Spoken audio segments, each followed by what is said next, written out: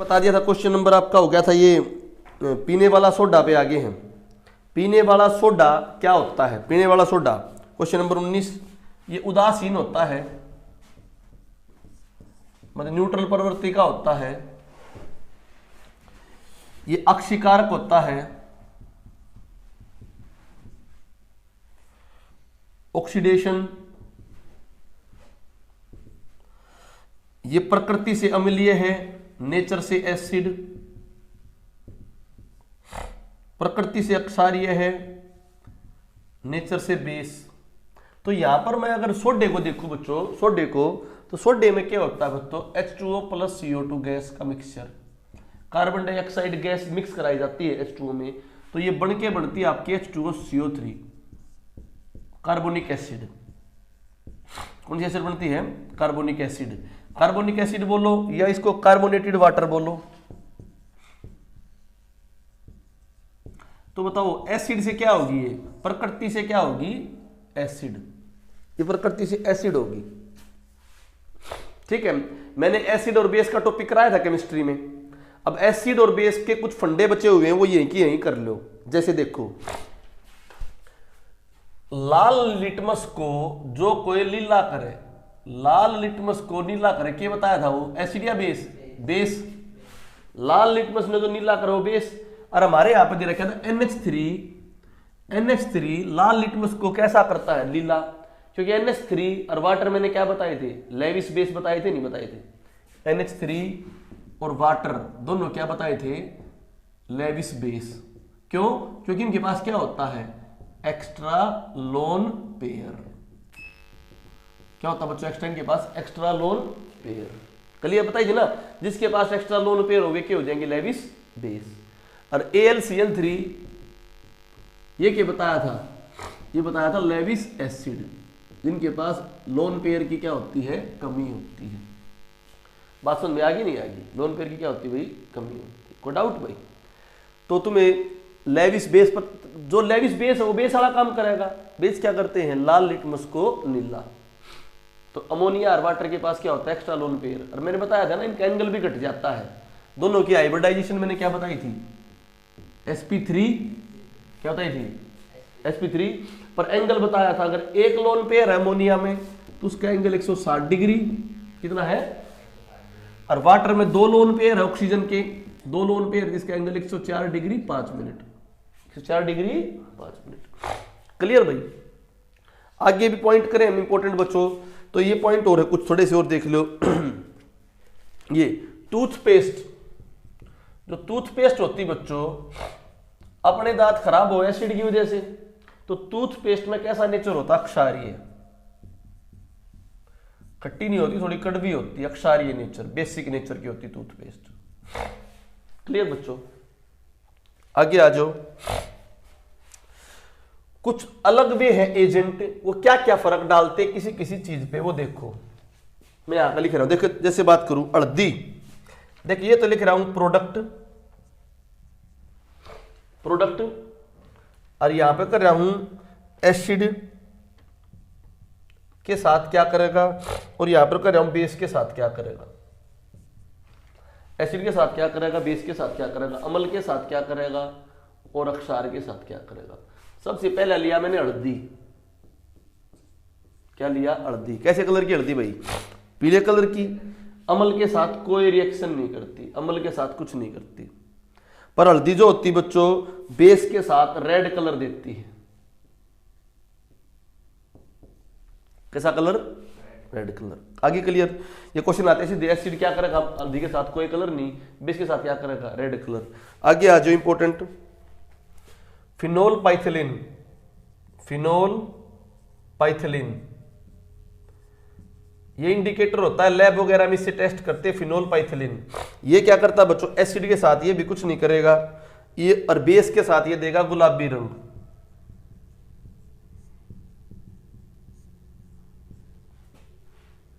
तो बेस के साथ कौन सा देगा? ये गुलाबी रंग। तो इंडिकेटर हो गया फिनोल पाइथिलीन। फिनोल क्लियर बच्चों? के साथ भी अगला आ जो इंपॉर्टेंट, ये रंगहीन होता है। होता क्या है ये? तो what happened when phenolphthalein reacted with base?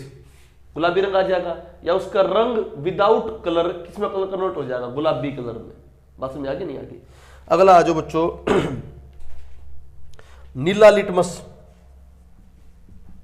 अभी बताया था नीला लिटमस को एसिड क्या कर देगा, और बेस के साथ उसका कोई रिएक्शन नहीं होगा। उल्टा बुझो तो लाल लिटमस हो तो भाई एसिड कुछ नहीं करेगा, बेस क्या कर देगा, नीला। ठीक है, बेस क्या कर देगा, नीला। अच्छा, लास्ट आ गया मिथाइल ऑरेंज।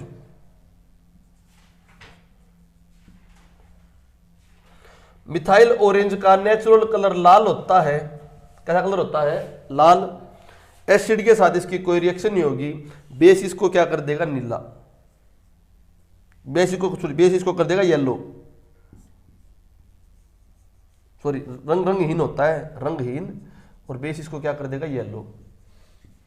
तो 2 पॉइंट इंपॉर्टेंट हो गए भाई। कौन कौन से पॉइंट इंपॉर्टेंट हो गए, एक तो होगा फिनोल पाइथिलीन। फिनोल पाइथिलीन कैसे कलर का, कोई कलर नहीं, उसने बेस के कर देगा गुलाबी। मिथाइल ऑरेंज का कोई कलर नहीं, बेस के कर देगा येलो।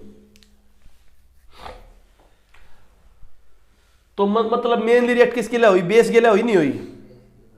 ठीक है, और भाई नीले लिटमस को लाल करता है एसिड, और लाल को नीला कौन करता है, बेस। यह एक टेबल थी बच्चों इंपॉर्टेंट। ठीक है, इसके अलावा आज एक पॉइंट और, ammonium hydroxide NH4OH। Ammonium hydroxide NH4OH, ये खिड़की के कांच को साफ करता है। खिड़की के कांच को साफ, खिड़की में जो कांच लग रहा है उसको साफ करने के लिए कौन सा ऑक्साइड यूज होता है, अमोनियम हाइड्रोक्साइड।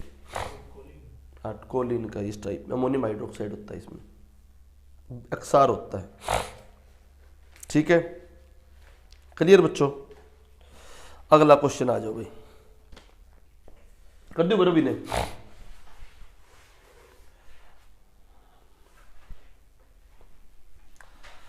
ठीक है, तो कार्बोनेटेड वाटर हो गया, ये कार्बोनिक एसिड से बना होता है, और ये मैंने टूथपेस्ट किसी होती है, क्षारीय, और कांच की खिड़की को लिए अमोनियम हाइड्रोक्साइड, और ये NH3 क्या है, लेविस बेस। NH3 और वाटर की हाइब्रिडाइजेशन क्या है, sp3।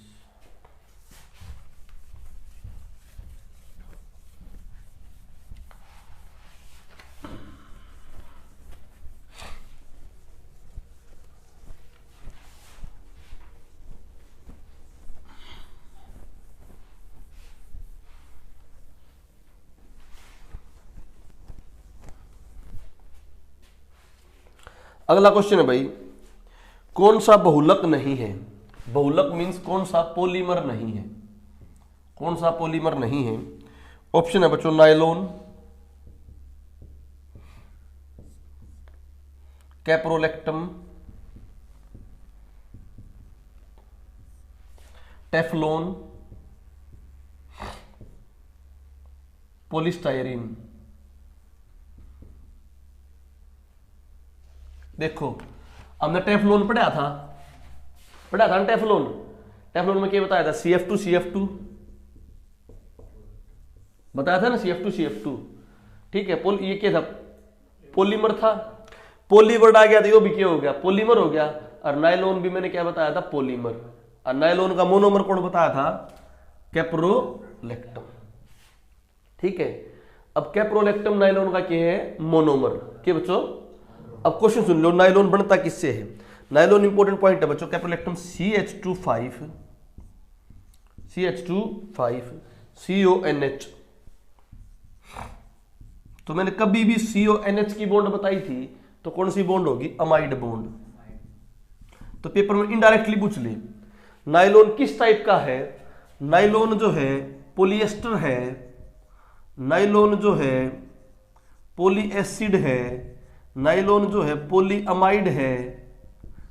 क्या है नायलॉन, पॉली। क्यों, क्योंकि इसके अंदर क्या बॉन्ड है, CONH। ठीक है, तो इसकी N यूनिट लग रही, कितनी यूनिट लग रही है इसकी। तो कैप्रोलैक्टम का फॉर्मूला क्या आएगा बच्चों, फॉर्मूला पूछ सकता है इसका, CH2 CONH। को डाउट भाई, को डाउट। अमाइड लिंकेज है, कौन सी लिंकेज है, अमाइड। अब यो तो था नाइलोन, इस तरह नाइलोन बन गया, नाइलोन बन गया, ये नाइलोन 6 बनता है, क्या बनता है नाइलोन 6। अब एक नाइलोन 66 भी है, इन दोनों में कंफ्यूजन मत करना। नाइलोन 66 है बच्चों, वो किससे बनता है, एडेपिक एसिड और hexamethylene diamine, adipic acid plus hexamethylene डाइअमीन।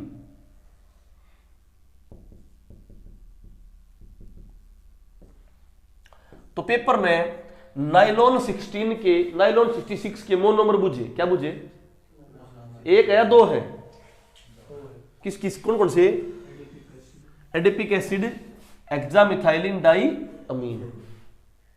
मतलब हेक्सा 6 बार मिथाइलिन ग्रुप होगा, 6 बार कौन सा ग्रुप होगा, और 2 बार क्या होगा, अमीन ग्रुप। अमीन ग्रुप कौन सा होता है, ये NH2। बात समझ आ गई नहीं आ गई, उसमें मिथाइल क्या होता है, CH3। तो तुम्हें वैसे ही पेपर में आ जाना तो करना भी सीखियो थोड़ा सा, देखो इस तरह करना सीखियो। एसिड है तो कौन सा ग्रुप जरूर पाओगा, COH। देखो इन्हों देखो 1 2 3 4 5 6 पाओगे हेक्सामिथाइलिन, पाओगे ना, किसी 2 पे के पाओगा, डाइअमीन। मान ले आड़ा लगा दिया अमीन, अरे एक आड़ा लगा दिया अमीन, देखियो ये भी 1 2 3 3 हो गए, 3 हो गए ना, तड़के बच गया हो CH,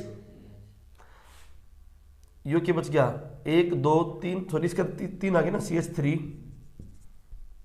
1 2 3 CH, 1 2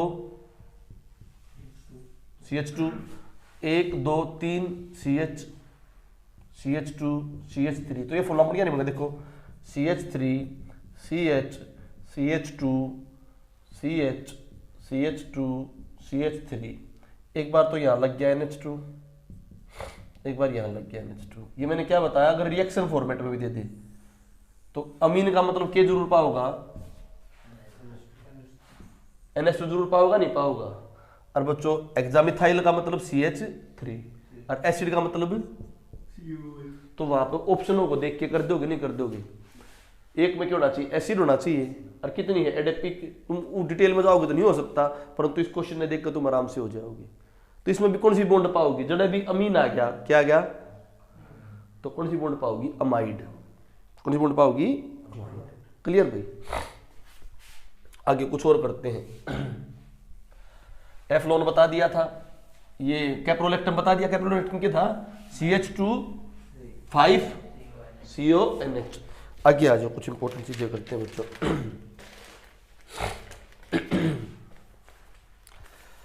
देखो रेयोन, जिसको कृत्रिम सिल्क बोलते हैं, कृत्रिम सिल्क किसे बोलते हैं, रेयोन सिल्क। तो मैंने बता दिया ना, कोकून के कीड़े से लिकड़ता है प्यूपा स्टेज में, और प्राचीन सिल्क मार्ग था चाइना से वहां होकर, कनिष्क के समय, राजा कनिष्क के समय था प्राचीन सिल्क मार्ग, राजा कनिष्क के समय, ठीक है। पूरे यूरोप अफ्रीका सब तक जाता था प्राचीन सिल्क मार्ग, रेशम।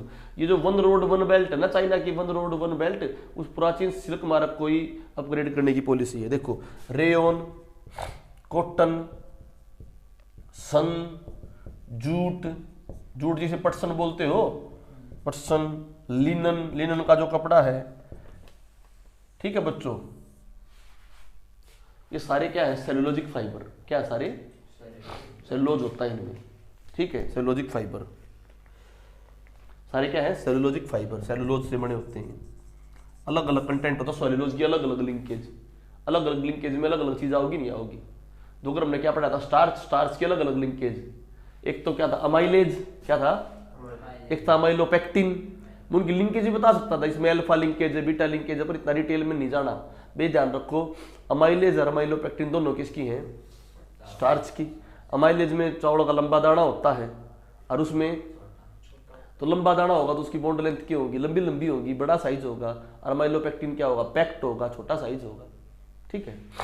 आ जाओ, जो लंबा होता है ना उसमें अल्फा लिंकेज पाओगी, कौन सी लिंकेज पाओगी, और जो बड़ा होगा उसमें बीटा लिंकेज पाओगी,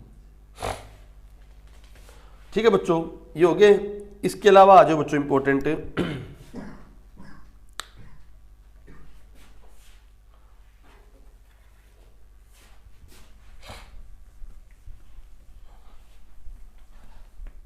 दो वे बता रहा हूं पॉलीमर जो बुलेट प्रूफ के बनाने का काम करते हैं, केवलर व लेक्सान। केवलर व लेक्सान दो पॉलीमर हैं, दो क्या बच्चों पॉलीमर बुलेट प्रूफ जैकेट बनाने के काम आते हैं। तो पेपर में आ जाए बुलेट प्रूफ जैकेट बनाने के काम कौन कौन से आते हैं, केवलर व लेक्सान। डिटेल जानने की जरूरत नहीं है बच्चों, ठीक है।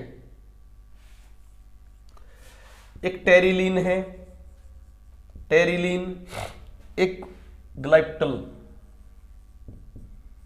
इन और समझियो, टेरिलीन जो होता है ये पेट्रोलियम उत्पाद है। कौन सा उत्पाद है, पेट्रोलियम उत्पाद है। इसमें एक तो होती टेरिथिलिक एसिड, टेरिथिलिक एसिड और इथाइलिन ग्लाइकोल। मेरा मतलब समझिए, बस खाली आड़े थे। मतलब एक तो होगा OH ग्रुप, कौन सा ग्रुप, और एक क्या होगा COH ग्रुप।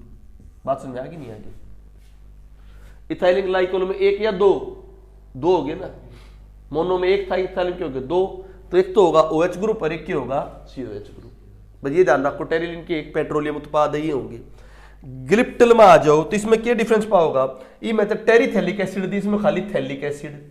कौन सी एसिड, और सेम यो है इथाइलिन ग्लाइकोल।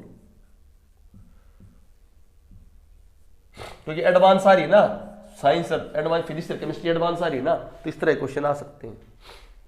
तो क्या ध्यान रखोगे, टेरिलीन में तो के टेरिथेलिक एसिड, कौन सी टेरिथेलिक एसिड, और के पाओगा COH एसिड पाते हैं, और ओल पाते हैं, के पाते ओल, ओल पाते के पाओगा OH ग्रुप, OH ग्रुप। तो इथाइलिन ग्लाइकोल दोनों में है, बट डिफरेंस किसका है, टेरी का और थैलिक एसिड का। बात समझ में आ गई नहीं आ गई, ठीक है बच्चों। अच्छा, जो ये होते हैं ना बुलेट प्रूफ वाले, इनको पॉलीकार्बोनेट्स बोलते हैं। तो पेपर में इनका नाम ना देके सीधा पॉलीकार्बोनेट्स बुझ ले कि बुलेट प्रूफ वालों को क्या बोलते हैं, पॉलीकार्बोनेट्स।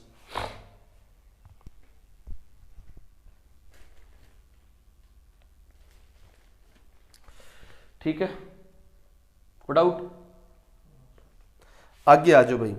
एक बहुत इंपॉर्टेंट है बेकेलाइट।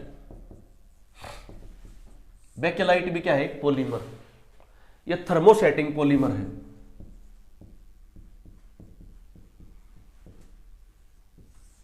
एक होता है थर्मोप्लास्टिक,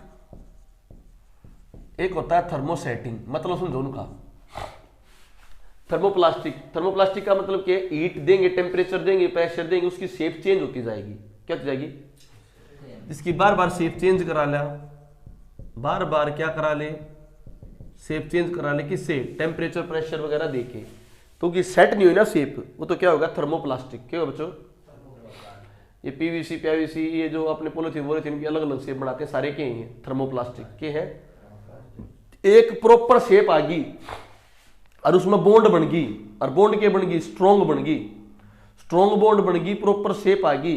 तो स्ट्रॉन्ग बॉन्ड प्रॉपर शेप बनने के बाद वो क्या हो जाएगा, थर्मोसेटिंग। तो ये स्ट्रॉन्ग होता है। बताओ इसकी शेप, ये भी गर्म कराने से आई, पर शेप क्या आ गई अभी इसमें, परमानेंट शेप आ गई। किसमें, बेकेलाइट में। तो बेकेलाइट किस टाइप का पॉलीमर है, थर्मोप्लास्टिक या थर्मोसेटिंग, पूरा सेट हो गया। अब इसके मोनोमर देख लो बच्चों, ठीक है। मोनोमर देखो फिर वो C6H5OH आ जा, बेंजीन होता है ना C6H6, C6H6 बेंजीन, बेंजीन होता है।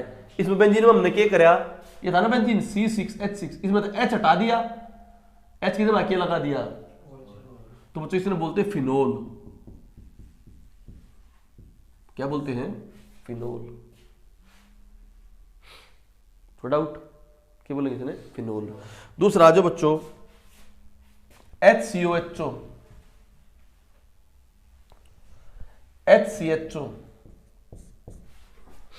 बताई तुम्हें, अगर H के साथ COH लाग रहा हो तो क्या बताई थी, एक कार्बन, कितना कार्बन, और OH का मतलब ओइक एसिड, तो क्या बन गई थी, मिथनोइक एसिड बन गई, बन नहीं थी। अब इसमें कौन सा ग्रुप लाग रहा है, CHO कौन सा ग्रुप होता है, एल्डिहाइड होता नहीं, एल्डिहाइड। और मिथनोइक एसिड का दूसरा नाम हमने क्या बताया था, फॉर्मिक एसिड। किस काम में आई थी, चींटी वगैरह के काटने में कौन सी एसिड होया रे, फॉर्मिक एसिड बताई थी ना। मिथनोइक एसिड का दूसरा नाम बताया था ना, फॉर्मिक एसिड। ठीक है, तो इस पता बताओ ये मिथेनोइक एसिड बनी है तो ये क्या बन गया, मिथाइल एल्डिहाइड। कौन सा एल्डिहाइड, और दूसरा नाम बोलोगे इसका फॉर्मल एल्डिहाइड। बन गया नहीं बन गया, क्योंकि इसमें कौन सा ग्रुप है, एसिड ग्रुप है एल्डिहाइड ग्रुप है। अगर देखो COH लाग रहा था तो ओइक एसिड, एक कार्बन है तो मिथेनोइक एसिड बना था, और मिथेनोइक एसिड का कॉमन नाम क्या बताया था, फॉर्मिक एसिड। चीटी वगैरह के काटने पे इन पे मिथेनोइक एसिड या फॉर्मिक एसिड बनती है। तो अब की बार COH ग्रुप कितना क्या आया है, CHO ग्रुप का मैंने क्या बताया था, एल्डिहाइड। और CO ग्रुप होता दो कीटोन, OH ग्रुप होता दो ओल एल्कोहल। बात समझ आ गई नहीं आ गई? तो बताओ जो तुम्हारा बेकेलाइट होता है किससे मिलके बना है, phenol plus formal aldehyde. Phenol plus, बात समझ आ गई नहीं आ गई? तो bakelite phenol plus formal aldehyde से बनता है, और इसी फिनोल प्लस फॉर्मल एल्डिहाइड से एक और बनता है नोएलेक। बस फर्क क्या है, पोजीशन का फर्क हो है, इसमें फिनोल कहीं पे लग रहा है, उसमें फिनोल कहीं पे लग रहा है। तो पेपर में नोएलेक आ जा या बेकेलाइट आ जा, दोनों किससे बन रहे हैं, थर्मोसेटिंग है। किससे बन रहे हैं, और फिनोल प्लस फॉर्मल एल्डिहाइड। कोई डाउट बच्चों, हो गया क्लियर? ये बहुत इंपॉर्टेंट बता दिया। बस नोएलेक में क्या फर्क है, नोएलेक में पोजीशन का फर्क है, वो ऑर्थो पोजीशन पे लगता है। कौन सी पोजीशन पे, ऑर्थो पे बेंजीन लगती है। बुलेट प्रूफ किसने कहा आगे, पॉलीकार्बोनेट्स में। किसने बच्चों, कौन कौन थे, केवलर व लेक्सान, केवलर व लेक्सान। गिलिप्टिल में और टेरिलिन में क्या फर्क है, टेरिलिन पेट्रोलियम उत्पाद, गिलिप्टिल भी उत्पाद। टेरिलिन में तो आता है टेरिथैलिक एसिड, कौन सी एसिड, अरिथाइलिन ग्लाइकोल, ओल जरूर आया। और उसमें क्या आता है खाली, गिलिप्टिल में क्या आता है, थैलिक एसिड, और कौन सा, इथाइलिन ग्लाइकोल। नाइलोन 66 में क्या आता था, एडेपिक एसिड और एक्सामिथाइलिन डाइमीन, एक्सामिथाइलिन। और नाइलोन 6 में खाली क्या आता है, कैप्रोलेक्टम। क्या था कैप्रोलेक्टम, C6H5 फिनोल हो गया ना, C6H5 plus CONH amide bond. Clear भाई? बेकेलाइट में कौन से, phenol plus formal aldehyde, phenol plus. Bakelite किस टाइप का पॉलीमर है, थर्मोसेटिंग। आगे आ जाओ बच्चों। बर्तनों को चमकीला बनाने के लिए, बर्तनों को चमकीला बनाने के लिए जिंक ऑक्साइड का यूज होता है। किसका यूज होता है, बर्तनों को चमकीला बनाने के लिए जिंक ऑक्साइड का यूज होता है। पेपर में आता है किसका यूज होता है, बर्तनों चमकीला बनाने में जिंक ऑक्साइड का यूज होता है। रबड़ जो होती है, रबड़ को मजबूती देने के लिए उसके अंदर से किसकी रिएक्शन कराई जाती है, सल्फर की। किसकी बच्चों, रबड़ को मजबूत बनाने के लिए सल्फर की लिंकेज कराई जाती है। किसकी, सल्फर की। इसे बोलते हैं वल्कनाइजेशन ऑफ रबड़, वल्कनाइजेशन ऑफ रबड़। रबड़ का मोनोमर क्या होता है, रबड़ का मोनोमर होता है ब्यूटावन 3 डाइइन, ब्यूटावन 3 डाइइन। डाइइन का मतलब बच्चों सिंगल बॉन्ड या डबल बॉन्ड, डबल बॉन्ड ना, एक डबल बॉन्ड या दो डबल बॉन्ड, एक 1 पे और एक इस पे 3 पे। देखो 1 2 3 4, 1 पे डबल बॉन्ड और 3 पे डबल बॉन्ड करो इन्हें पूरा, CH2 CH CH CH2 हो गया नहीं हो गया? तो 1 पे डबल बॉन्ड और 3 पे डबल बॉन्ड, ब्यूटावन 3 डाइइन। किसका मोनोमर है ये, नेचुरल रबड़ का। किसका बच्चों, इसकी N यूनिट हो, कितनी यूनिट हो इसकी, तो क्या बन जाएगी, रबड़। क्या बन जाएगी, तो ये भी आता कई बार ब्यूटावन 3 डाइइन। किसका मोनोमर, ब्यूटावन 3 डाइइन, रबड़ का।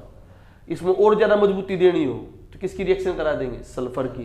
और उस प्रोसेस को क्या बोलेंगे, वल्कनाइजेशन ऑफ रबड़। ठीक है, क्लियर बच्चों? ये टॉपिक हुआ भाई आपका। अगला टॉपिक चलते हैं। तो पॉलीमर में किसाए भी आ जाए, क्या क्वेश्चन कटेगा अब? ठीक है, आगे ये देखो इन क्लास का बेनिफिट क्या होगा। स्टार्टिंग में जो 5-6 क्लास दूंगा ना, 5-6 पेपर, 5-6 पेपर देने के बाद अगले जो क्वेश्चन आया करेंगे वही नहीं टाइप में आया करेंगे, फिर तुम्हारे वो सोल्व हो जाने चाहिए।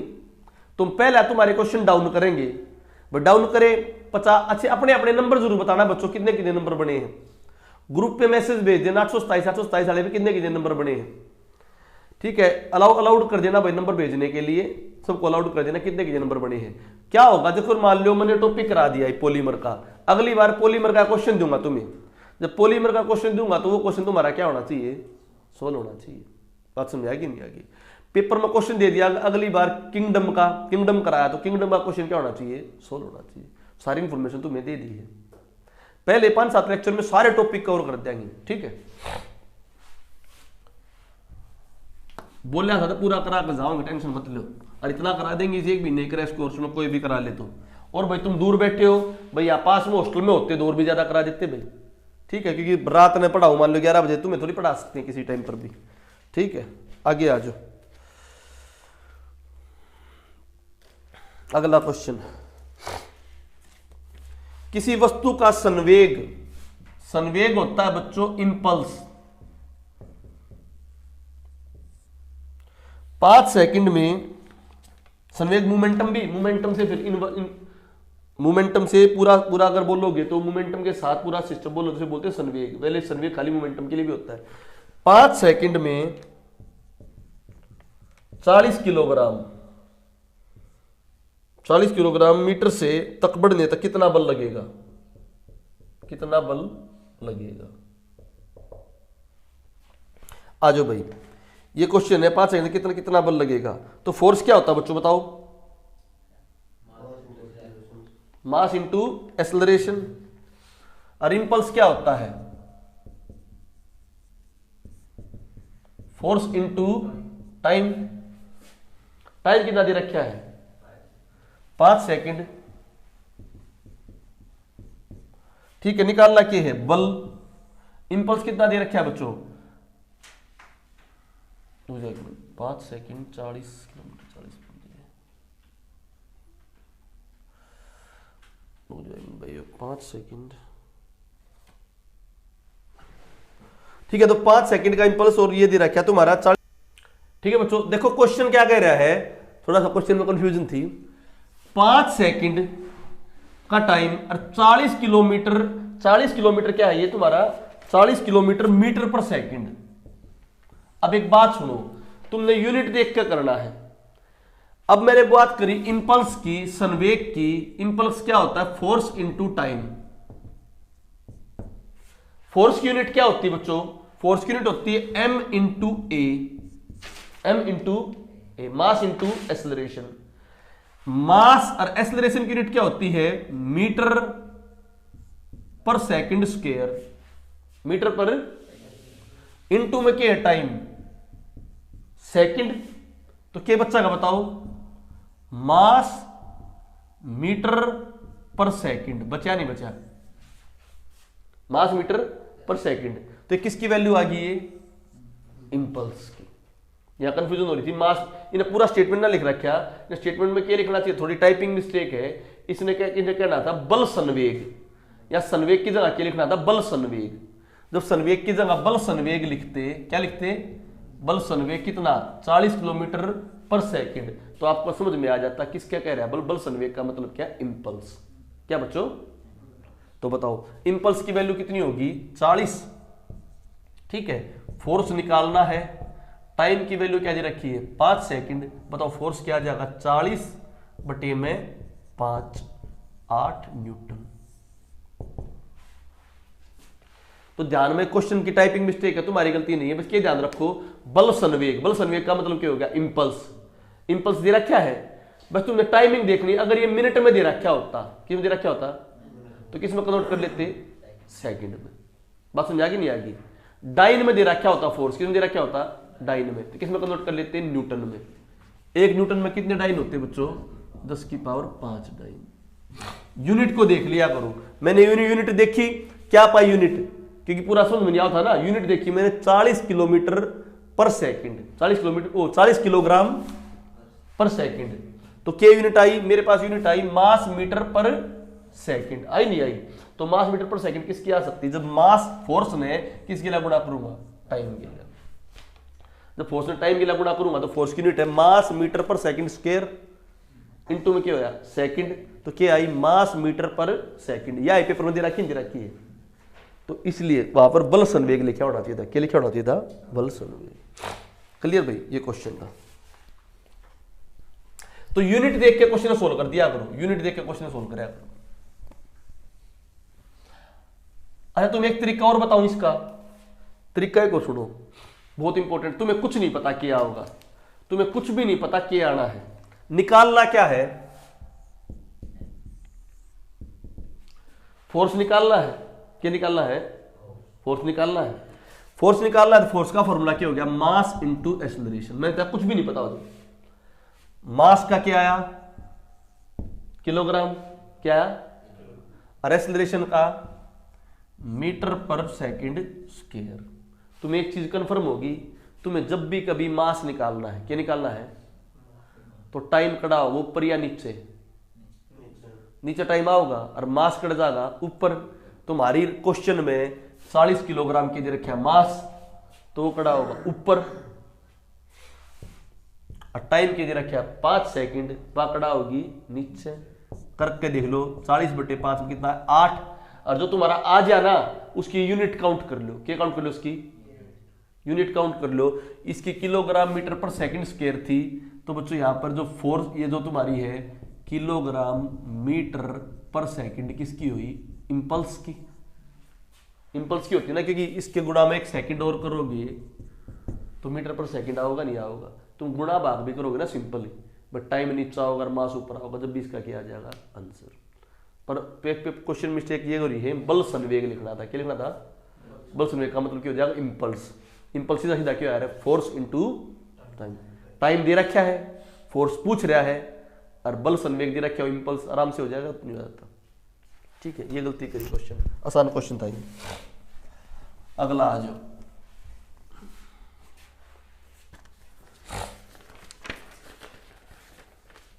ये कह रहा है 2 तारों की लंबाई, ये क्वेश्चन भी आसान है।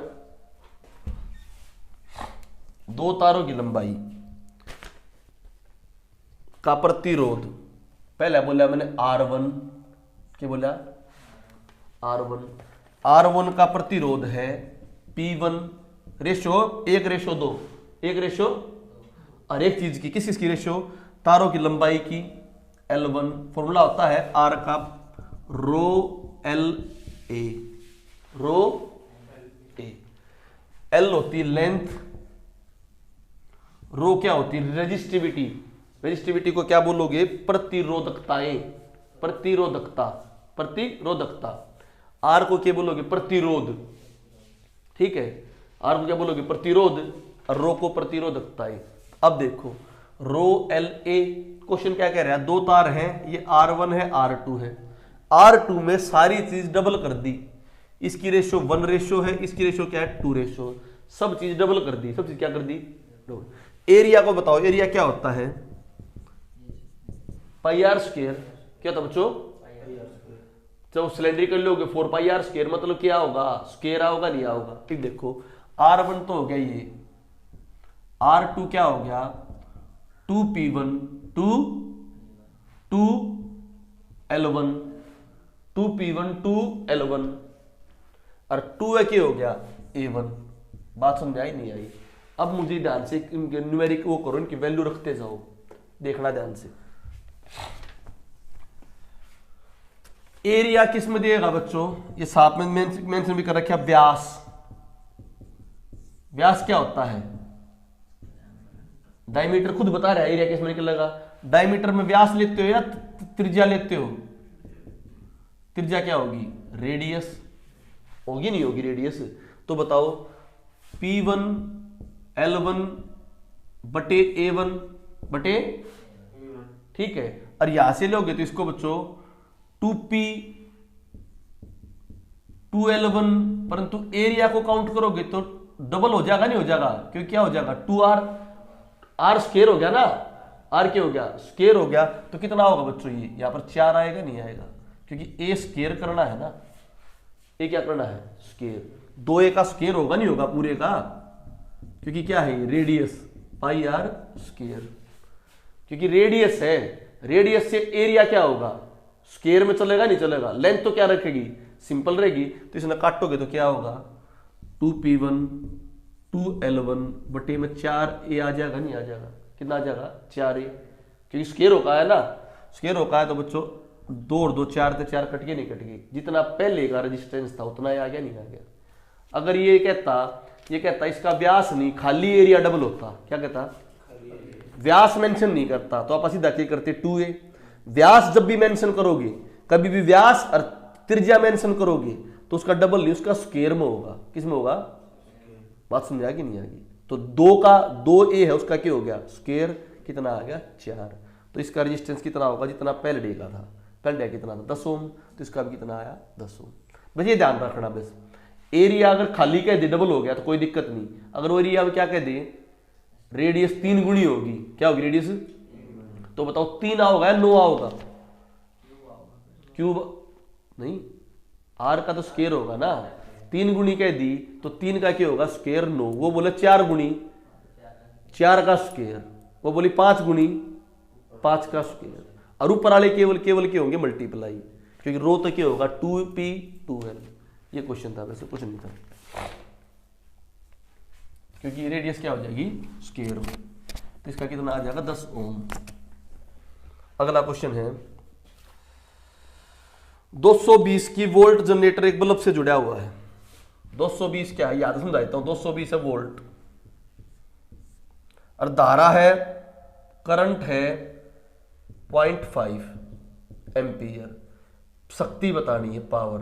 तो यहां पे शक्ति के सारे फॉर्मूले बता देता हूं, ध्यान से समझ लो, पावर के फॉर्मूले सुन लो। पावर शक्ति, पहली बात तो शक्ति की यूनिट क्या होती है बच्चों, किलोवाट आवर, वाट बोलते हैं, वाट मेजर जनरली किस में करेंगे किलोवाट आवर में, किसे मेजर करेंगे किलो, सॉरी वाट होगी, ठीक है, किलोवाट में मेजर करते हैं। अब सुनो, पावर जो होती है अलग अलग फॉर्मूले बता दिए, ऊर्जा अपॉन समय, ऊर्जा अपॉन समय। एक तो ये फॉर्मूला हो गया, ऊर्जा दे रखी हो तो बटे में क्या कर देंगे समय। एक पावर का फॉर्मूला सुनो, पावर का फॉर्मूला है voltage into current, voltage into current, voltage into current, तो V इंटू आई हो गया, V इंटू आई। अगर वोल्टेज और करंट दे रखे हो तो पावर निकल जाएगी, निकल जाएगी, और पावर निकल जाएगी तो ऊर्जा निकल जाएगी, निकल जाएगी। ऊर्जा में क्या करोगे, पावर में पावर गुणा समय कर दोगे तो ऊर्जा आ जाएगी, नहीं आ जाएगी, आ जाएगी। अब सुनो, पावर के हम अलग अलग फॉर्मूले निकालते जब चीज ना हो। V इंटू आई है बच्चों, V क्या होता है ओम के फॉर्मूले से, V is directly proportional to current, voltage is directly proportional to current, और प्रोपोर्शनल को हटाने के लिए क्या लगा देते हो R एक रेजिस्टेंस, तो V is equal to I R होता है, नहीं होता है, V इज इक्वल टू। तो मैं एक बात करूं तो इस फॉर्मूले ने V is equal to I R उसमें रख सकते हैं, रख सकते हैं। तो पावर जो होती है ये भी हो सकती नहीं हो सकती, I R into I R into, तो यहां से क्या हो गया I square R, I square R हो गया, नहीं हो गया, क्या हो गया। अब बताओ आर को, अब एक बताओ आई को V is equal to I R है, V इज इक्वल टू, तो R को मैं क्या लिख सकता हूं, ये I को क्या लिख सकता हूं, I को मैं V बटे R लिख सकता हूं, नहीं लिख सकता, V बटे R लिख सकता हूं, नहीं लिख सकता। और वोल्टेज क्या थी V इंटू आई, तो V I को मैं लिख दिया V बटे R, क्या लिख दिया, तो ये आड़े तक हो गया V square bye R। V ये मैंने क्यों बताया, इतने सौदे इतने बताए हैं, कभी भी जो टर्म दे रखी उसके हिसाब से पावर ने निकाल लो। अगर पावर ने ऊर्जा दे रखी है, क्या दे रखी है, तो बटे में निकल जाएगी, या पावर दे रखी है तो ऊर्जा काट दी हो तो P into t. Power voltage और करंट दे रखी है, क्या दे रखी है, तो power is equal to voltage into current, काट दोगे। तुम्हें रेजिस्टेंस दे रखा है, क्या दे रखा है, करंट नहीं दे रखा, क्या नहीं दे रखा, क्या पावर काट दोगे, नहीं काट दोगे, कौन सा formula V square by R. तुम्हें वोल्टेज नहीं दे रखी, क्या नहीं दे रखी, करंट रेजिस्टेंस दे रखा है, क्या दे रखा है, निकल जाएगा आई स्क्वायर सारे के ही पावर के फॉर्मूले। अब बताओ के दे रखा है पेपर, बताओ। वोल्टेज दे दी V, करंट दे दिया, करंट के दे दिया I 0.5, काटने के है पावर, तो कौन सा फॉर्मूला ला दो, VI का लगा दे कि वोल्टेज और I हो गया, निकल लगा दो सीधा फॉर्मूला। 220 गुणा में 0.5 को कितने बोल दोगे, 1/2, कितनी आ गई 110 वाट। ठीक है। अब वो क्वेश्चन ये और पूछ ले कि भाई 1 यूनिट पे 5 रुपया खर्चा हुआ है, 1 यूनिट पे, तो पहले तो पावर काटोगे, क्या काटोगे, फिर किससे मल्टीप्लाई करोगे, वो लोग 30 घंटे चल रहा है, कितने घंटे चल रहे हैं, मान लो यार क्वेश्चन कह दे एक जो है 30 घंटे चल रहा है, कितने घंटे चल रहे हैं, तो 30 घंटे तो 110 वाट है। पहले जो होता है किस में लिखती है, किलो वाट आवर में, आवर में लिखती नहीं, वो बोला 30 घंटे, तो क्या 30 घंटे को सेकंड बढ़ाओगे, क्यों नहीं बढ़ाती, क्योंकि वो किस में लिखती है, ऊर्जा आवर में, तो 110 वाट को बोलता है 30 घंटे चलती है, तो 110 गुणा 30 क्या होगी, ऊर्जा होगी, नहीं होगी, होगी।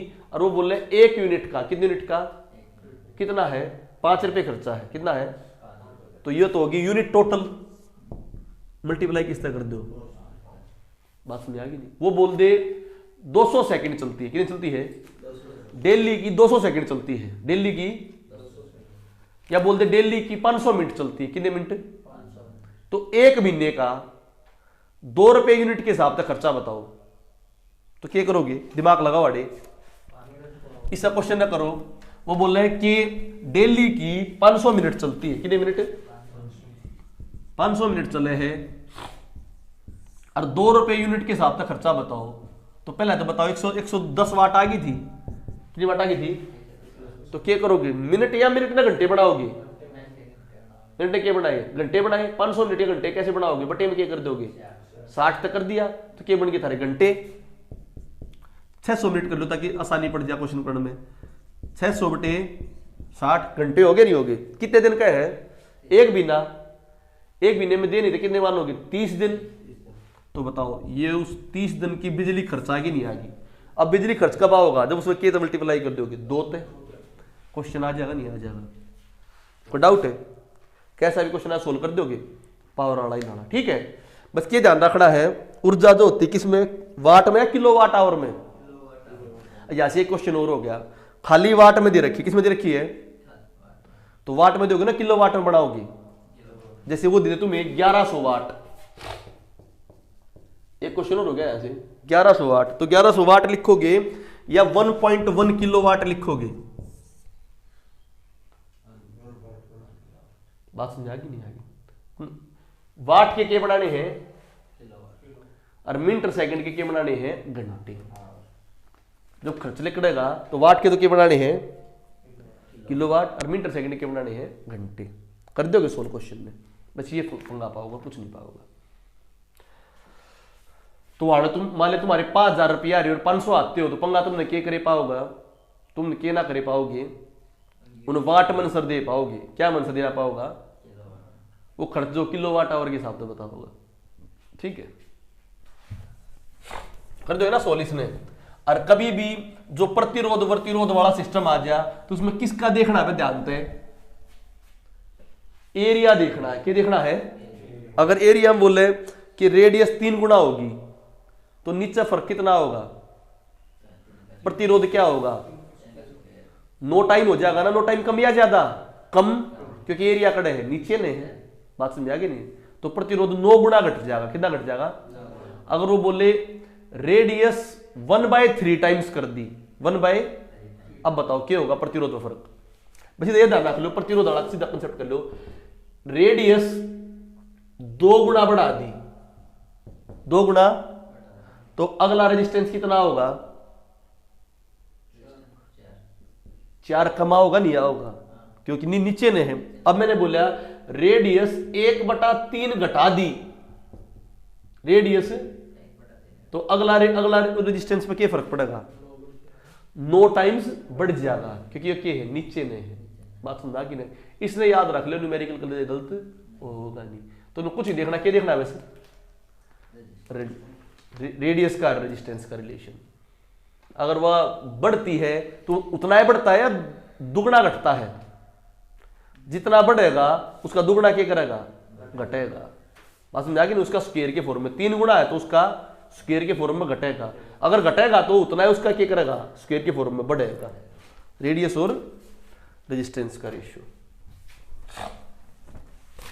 तो अगली बार मैं इसका क्वेश्चन दूंगा प्रतिरोध वाला, गलती होना चाहिए किसी का भी, और ये दूंगा तो खर्च वाला।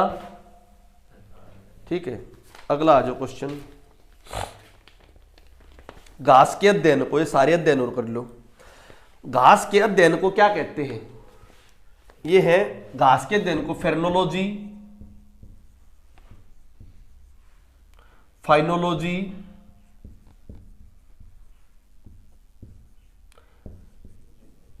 एग्रोस्टोलॉजी,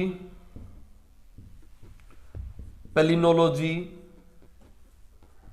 घास के अध्ययन को मार्कर में भर लेता हूं।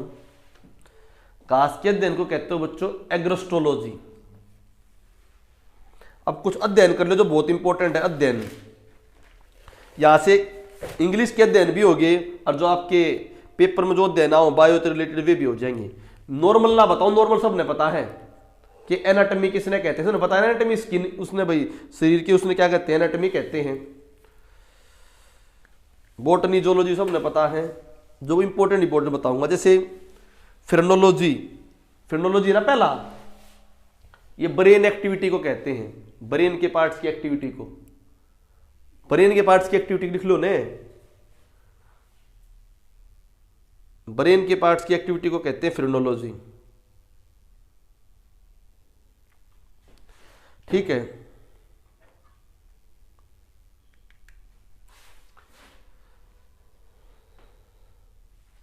अच्छा ये फाइलोलॉजी नहीं, एक ये था फाइलोजेनी। फाइलोजेनी, फेनोलॉजी बता दिया। एक फाइलोजेनी, फाइलोजेनी, फाइलोजेनी होता कास्ट की हिस्ट्री, कास्ट की हिस्ट्री और कास्ट की अपलिफ्टमेंट, फाइलोजेनी।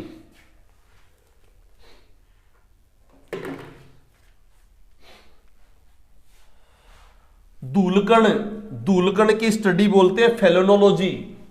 फेलेनो, फेलेनो, PHELNO, धूलकण की स्टडी फेलेनोलॉजी।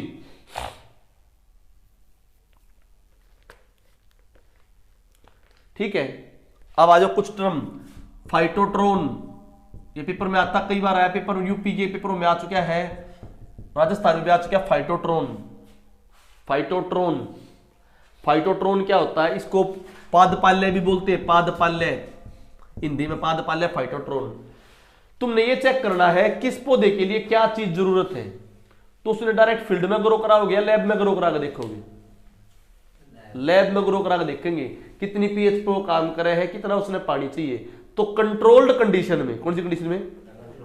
लैब में, कंट्रोल्ड कंडीशन में कोई प्लांट्स ग्रो कराया जाता है टेस्टिंग के लिए, उसे क्या बोलते हैं? फाइटोट्रोन या पादपाल्य। बात समझ आएगी नहीं आएगी? कंट्रोल्ड कंडीशन में प्लांट को ग्रो कराना, ये क्वेश्चन आ चुका है कई बार। अर्बेरियम क्या होता है? अर्बेरियम पेड़ पौधे जो होते हैं ना, पेड़ पौधे, बच्चों ने बनाया भी होगा अर्बेरियम, आजकल के स्कूलों में बनवाते हैं अर्बेरियम, हम बनाया करते हैं फाइल में अर्बेरियम। अर्बेरियम क्या होता है? जो पेड़ के पार्ट है ना, पत्ती, फूल, फल, इन पोर्शनों को अपनी एक फाइल सी बनाकर उसमें अरेंज करना, उसने क्या बोला? अर्बेरियम। जैसे एक्वेरियम नहीं है, आर्टिफिशियली बना हुआ मछली, मछली किस तरह से, आज तो पूरा मछली भी डालते हैं उसमें, तो अर्बेरियम होता है पेड़ पौधों की फाइल बनाना, संग्रह करना। टेक्सोनोमी, टेक्सोनोमी वर्ड आता है कई बार, टेक्सोनोमी नोमेनक्लेचर। टेक्सोनोमी क्या होती? क्लासिफिकेशन करना, क्या करना? वर्गीकरण करना। प्लांट्स को, एनिमल को, प्रोटिस्टा को, इनको अलग अलग वर्गीकरण करा नहीं करा? 5 वर्गीकरण बताए थे ना, तो 5 किस में बांटी? वो टेक्सोनोमी करी। क्या करी? उनकी 5 किंगडम बनाई। किसने? RH विटेकर ने।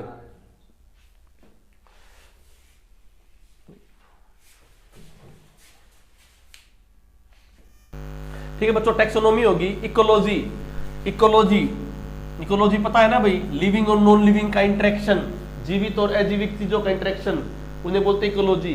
क्वेश्चन आता है बच्चों, सबसे पहले इकोलॉजी जो है टर्म किसने दी? ट्रम किसने दी बच्चों? अर्नेस्ट हैक्कल। अर्नेस्ट हैक्कल ने ट्रम दी, ठीक है। फादर ऑफ इकोलॉजी बोलोगे ऑर्थर टेंसले, याद रखो Tansley, Arthur Tansley. Father of ecology Arthur Tansley, ये फादर है, इसने ट्रम कॉइंड करी थी, ट्रम। इंडियन फादर पूछो बच्चों, इंडियन फादर तो मिश्रा जी, मिश्रा, ठीक है, मिश्रा। तो परंतु मेन ये आता है, फादर ऑफ इकोलॉजी आता है टेंसले, ऑर्थर टेंसले, और इकोलॉजी जो टर्म दी थी अर्नेस्ट हैक्कल ने, ecology living plus non living का इंटरेक्शन। जेनेटिक्स आ जाओ बच्चों, जेनेटिक्स।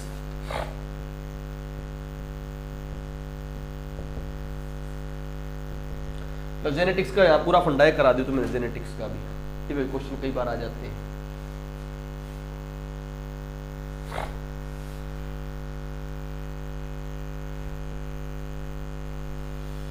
जेनेटिक्स जीन वगैरह की स्टडी को बोलते हो, जीन वगैरह की स्टडी। अब जीन क्या होते हैं, क्रोमोसोम क्या आते हैं बता रहा हूं। देखो जैसे अपने यहाँ पे बात करो, अपने वुमेन के अंदर कितने क्रोमोसोम? 23 क्रोमोसोम। और डिजीज के टाइम पे बताऊंगा डिटेल। तो इनमें से कैसे बच्चों 23 पेयर हैं ये,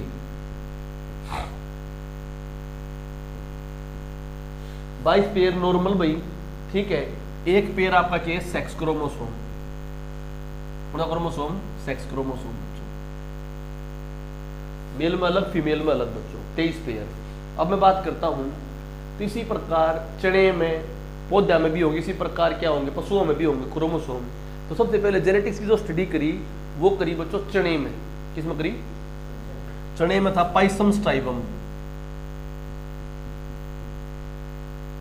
पाइसम मैंने चने की बताई थी, पाइसम स्टाइवम चने में करी थी, ठीक है,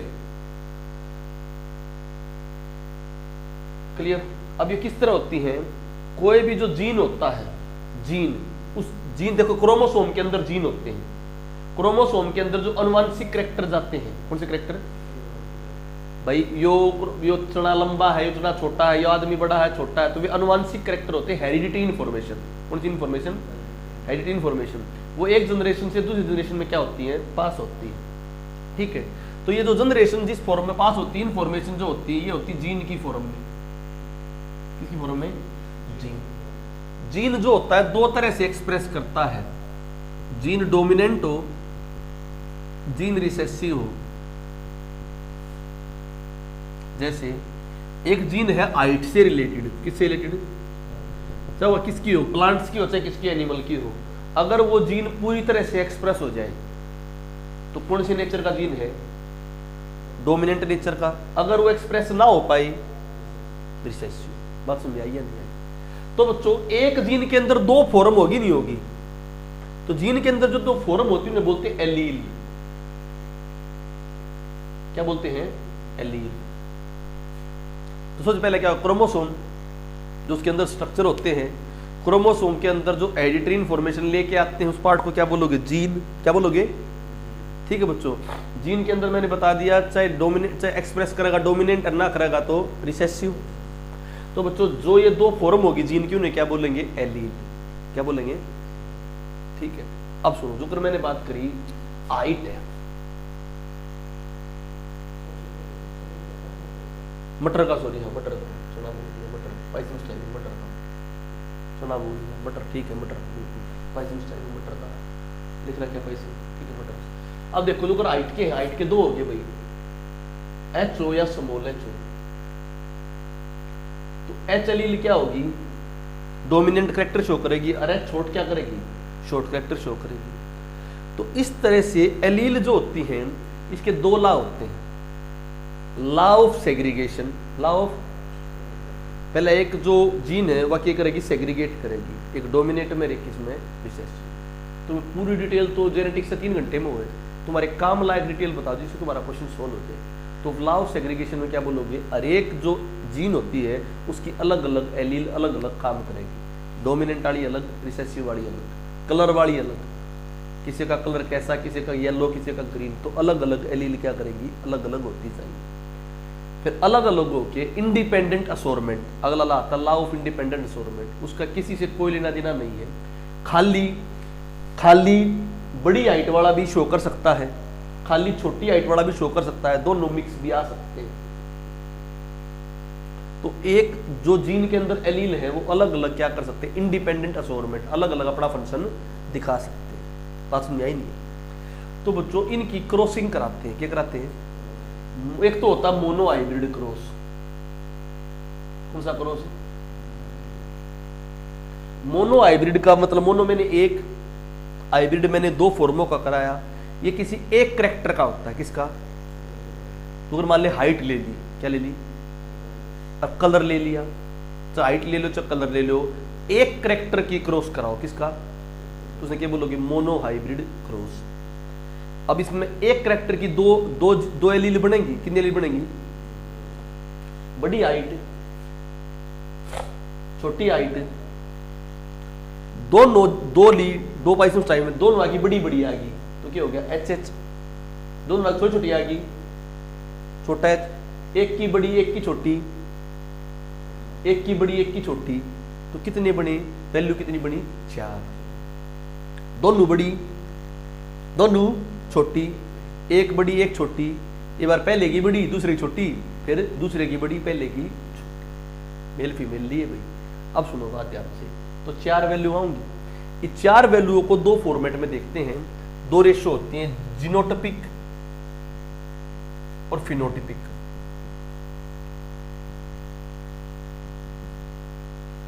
जीनोटिपिक और फिनोटिपिक होते हैं तुम्हारे रियल में और दिखने में। जैसे समझो, हाइट में देख लो, एक की हाइट आई 6 फुट आदमी, कितनी? हर एक की आई 5 फीट, हर एक की आई 5 7 5 8। तो क्या मानोगे? 6 फीट ने क्या मानोगे? बड़ा है। 5 फीट ने 5 फीट में क्या नहीं कर पाई? जीन रिसेसिव होगी। और 5 7 ने क्या कहोगे? अगर एक चीज कहनी, बड़ा कहोगे छोटा कहोगे? एक बताओ क्या कहोगे? डोमिनेंट क्या ना जागी नहीं जागी? तो बच्चों ये फिनोटिपिक जीनोटिपिक रेशियो है। रियलिटी में तो क्या रेशियो बनी? रियलिटी में तो रेशियो बनी 1:2:1। 1:, इसका मतलब क्या? रियलिटी में जीन वाइज रेशियो या 1 के हुई डोमिनेंट, वही डोमिनेंट 1 के हुई और 2 के हुई हाइब्रिड, बड़ा और छोटा। जैसे मैं लिखूं एच एच, बड़ा एच, छोटा H, H H H H. बात समझ आई नहीं आई? रियलिटी में तो ये रेशियो ही नहीं हुई 1:2:1। तो मोनो हाइब्रिड क्रॉस की रेशियो आती है, जीनोटिपिक वैल्यू आती है 1:2:1। अगर तुमने एक का मैं कह रही हूं बड़ा और छोटा, तो क्या कहोगे? 3:1। क्यों? क्योंकि 5 7 5 8 वाली ने किस में कैटेगरी माना? बड़े वाली में। तो फिनोटिपिक रेशियो क्या आ गई? रेशियो। बात समझ आई नहीं? तो फिनोटिपिक रेशियो आउटर वैल्यू होगी, चाहे कलर की आउटर वैल्यू हो चाहे हाइट की आउटर वैल्यू हो, और जीनोटिपिक रेशियो क्या होगी? Real value. क्लियर? तो पेपर में आता है मोनो हाइब्रिड क्रॉस की वैल्यू क्या होगी? तो खाली वैल्यू बुझे तो क्या रख दोगे? 3:1। फिनोटिपिक बुझे जब भी क्या कह दोगे? 3:1। जीनोटिपिक बुझे तो 1:2:। पूरी डिटेल नहीं करा रहा बच्चों, इसका रीजन है। अब आ जा डाई हाइब्रिड वैल्यू। कितनी? Dihybrid cross. Dihybrid cross में एक कैरेक्टर लोगे या दो कैरेक्टर लोगे? जो अगर हाइट भी ले ली, के भी ले लिया, कलर भी ले लिया। हाइट ले लिया तो कितनी वैल्यू आऊंगी? 4 आऊंगी या 16 आऊंगी? 16 आऊंगी नहीं आऊंगी?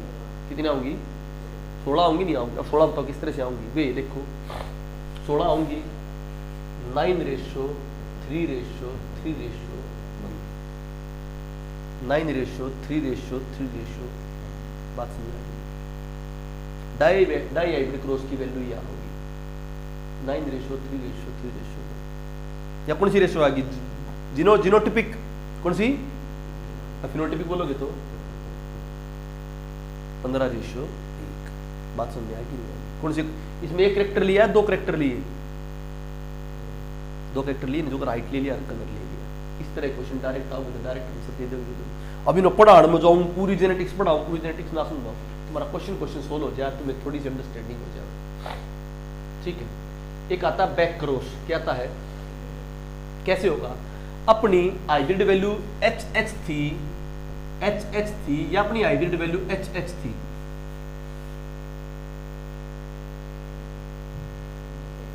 एच थी ना। जैसे कभी भी क्रॉस होगा तो बच्चों तो मान ले एक करेक्टर है, तो एक करेक्टर में एच ये चार आ गई, नहीं आ गई, इन तक बनेगा के यो बनेगा, नहीं बनेगा। तो रियल टीम वैल्यू किसकी, हाइब्रिड क्रॉस क्यों कहा, दोनों की हाइब्रिड ले ली, इनका क्रॉस कराओगे एच बात समझ आई नहीं। इनके क्रॉस की वैल्यू क्या होगी, एच इसने क्या कहा था हमने, 1:2:1। कौन सी वैल्यू, जीनोटिपिक, और फिनोटिपिक बोलोगे तो 3:1। बात समझ आई नहीं। तो क्या कौन सी वैल्यू को आया करें, हाइब्रिड का क्रॉस। किसका क्रॉस है, इसीलिए तो हाइब्रिड क्रॉस बोले, नहीं बोले। अगर मैं बोलूं कलर 2 ले लिया, 2 कैसे होगा, देखो ध्यान से, कलर का मान लो सी आ गया, क्या आ गया, तो ये वैल्यू बनेगी, नहीं बनेगी, एच सी, इसका क्रॉस एच सी, इसका क्रॉस होगा, नहीं होगा। अब इनकी वैल्यू कितनी आओगी, 16 होगी, नहीं आओगी, 16 होगी, नहीं आओगी, आओगी ना 16। देखो जो मान ले एक मत आ जा, एच सी छोटा सी एक में आ जा एच दोनों सी छोटे, दोनों सी, एक में आ जा एच दोनों सी बड़े, एक में आ जा एच दोनों सी बड़े। तो बताओ दोनों में एक वैल्यू तो डोमिनेट हो ही नहीं हुई, इसमें कौन सी डोमिनेट होगी, इसमें कौन सी होगी, इसमें या बात समझ आ गई। इस प्रकार इनकी 9 वैल्यू आती जाएगी, 9:3:1। बात समझ आ गई। एक क्वेश्चन आता है बैक क्रॉस किसे कहते हैं, कौन सा क्रॉस। अब रियल टी में क्रॉस क्या कराओ, हाइब्रिड वैल्यू का कराओ ना। अगर एक हाइब्रिड वैल्यू, कौन सी वैल्यू, रिसेसिव के लिए क्रॉस करा दो, किसके लिए क्रॉस करा दो, उसने बैक क्रॉस और टेस्ट क्रॉस भी बोलते हैं, बैक क्रॉस और टेस्ट क्रॉस। जैसे एच जो है ये कराया क्रॉस एच के,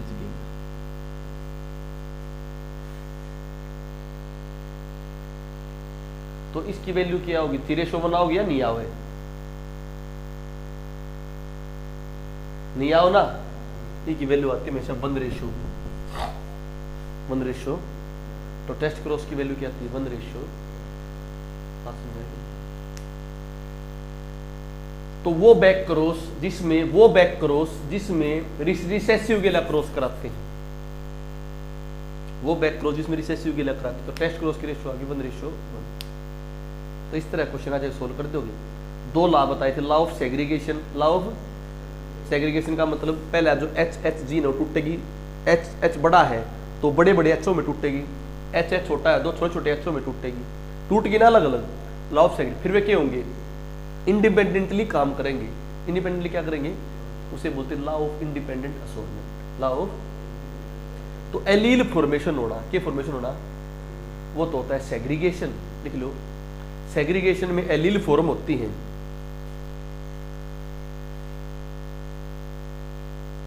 सेग्रीगेशन में एलील फॉर्म होती हैं, और क्रॉस की value law of independent assortment की वजह से आती है, और क्रॉस की value law of independent assortment की वजह से आती है। बहुत बड़ी है जेनेटिक्स की यूनिट के ऊपर, मैं तुम्हें शॉर्ट में जो फंक्शन है वो बताया मैं।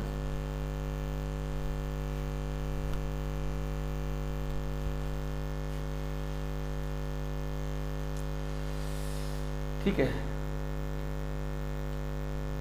क्रॉस की value law of independent assortment की वजह से आती है। एक बात सुनो, जेनेटिक्स का फादर है जॉर्ज मेंडल। जॉर्ज मेंडल, ये भी कई बार पूछ सकता है, जेनेटिक्स का फादर जॉर्ज मेंडल। आ जाओ, डेमोग्राफी, इंडिविजुअल के आंकड़े बताने भाई, पॉपुलेशन की स्टडी डेमोग्राफी बोलते। एक वर्ड हो रहा जो ethnology, nology, ethnology, ethology, ethics, इटाइमोग्राफी। ध्यान से समझना बच्चों, नोलॉजी आ जा, इथनो, इथनो, इथनो, नो वर्ड आया, ये होता बच्चों आपके कल्चर कस्टम की डिटेल। कल्चरल कस्टम्स, रीति रिवाज जो है आपके, उनका साइंटिफिक एनालिसिस। साइंटिफिक एनालिसिस, उनका क्या बेनिफिट था, क्या लॉस था। जैसे एक थिंकर था पोलैंड वगैरह का, उसने क्या किया था, वो एक ट्राइब्स के वहां पे चला गया। उन ट्राइब्स के वहां पे देखा, वो जो थे ना समुद्र में मछली पालन करने जाया करते, कभी कभी वे मछली पालन के लिए अंदर दूर तक घुस जाया करते। तो उनका एक दिन डिसाइड कराया कि उस दिन जावांगे। उन्हें ये नहीं पता था कि उस दिन भाई नो मून और न्यू मून वाला कंसेप्ट था। नो मून था, उस दिन चंद्रमा की रोशनी तगड़ी नहीं थी, तो इतनी तगड़ी नहीं होगी तो क्या नहीं होगा, ज्वार भाटा तगड़ा नहीं होगा, तो उनकी बोट नहीं डूबेगी। वो क्या करते, जैसे समुद्र में जाते उनकी बोट तो कमजोर होया करती, तो चांटिंग मंत्राज, मंत्र गाने स्टार्ट कर देते, और मंत्र गाने स्टार्ट कर देते, ओ माय गॉड भगवान सेव करेगा, सेव करेगा। देखो राक्षस आ गया, लहर दिखती क्या आ गई, राक्षस आ गई, फिर एकदम तक ये दिखते भगवान आ गया। तो उसने, वो थिंकर सोचा ये कर क्यों रहे हैं, उनका कस्टम था, कल्चर था। उसने बताई वो चांटिंग मंत्राज कर रहे थे, वो कॉन्फिडेंस लेकर आ रहे थे, मंत्र चांट कर रहे थे, तो उनके अंदर कॉन्फिडेंस आ जाता कि भगवान हमारी रक्षा करेगा। और मंत्र चांट करना बंद कर देते तो क्या लग था कि राक्षस हमने खा जाएगा। तो कोई भगवान नहीं था, बस क्या थे, चांटिंग मंत्र उनका क्या था, कॉन्फिडेंस बिल्डिंग था। और कई बार जब बोट डूब जाती तो कहते किसी ने पाप कराया, जाती डूब गई। तो उनका रिलीजन था, तो उसने रिलीजन का कंसेप्ट बताया कि रिलीजन कॉन्फिडेंस देता है। रिलीजन क्या देता है, बात समझ आ गई नहीं आई। तो इस प्रकार का साइंटिफिक एनालिसिस करना किसी के कल्चर का और उसका, उसने क्या बोलते हो, इथनोलॉजी। क्या बोलते हो बच्चों, ठीक है, आ जाओ। इथोलॉजी, इथो, इथिक्स से वर्ड निकला, इथो, इथिक्स से वर्ड लिखा ना, इथो। इथो में है बिहेवियर, आदमी का बिहेवियर, ह्यूमन का बिहेवियर और एनिमल का बिहेवियर स्टडी करना। ह्यूमन का और एनिमल का बिहेवियर स्टडी करना क्या हो जाएगा, इथोलॉजी। वो इथोलॉजी थी, ये क्या है, इथोलॉजी। इथिक्स, मोरल ड्यूटी और बिहेवियर।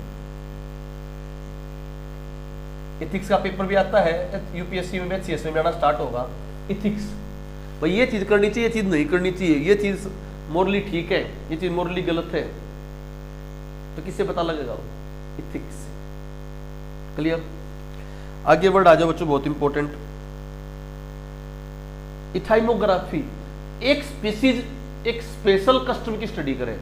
एक स्पेशल स्पीसीज, जो स्पेशल आदमी जो कर, वो बताई थी ना, वो थिंकर ने वहां के आदमी की स्टडी करी, तो स्पेशल केस की स्टडी करें तो क्या बोलेंगे, इथाइमोग्राफी।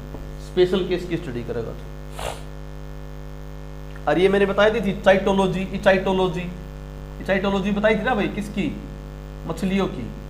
मछलियों के दांतों को चाइटो कहते हैं, इचाइटो दांत वाले, तो फिश की स्टडी। और पिस्सीकल्चर के था, फिश की स्टडी या फिश का पालन। कल्चर आते क्या होगा, पालन, और लॉजी आते क्या होगी, स्टडी। गलती मत करना इस चीज में।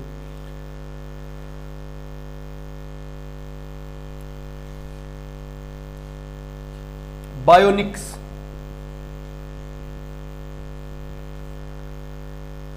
कोई लिविंग चीज है, उसके वर्क, उसका कार्य क्या है, उसकी प्रॉपर्टी क्या है, उसका यूज कहां है। कोई भी लिविंग चीज है, उसका क्या कार्य है, उसके क्या गुण है, क्या उसका यूज है, इनकी स्टडी किसे बोलते हो, बायोनिक्स।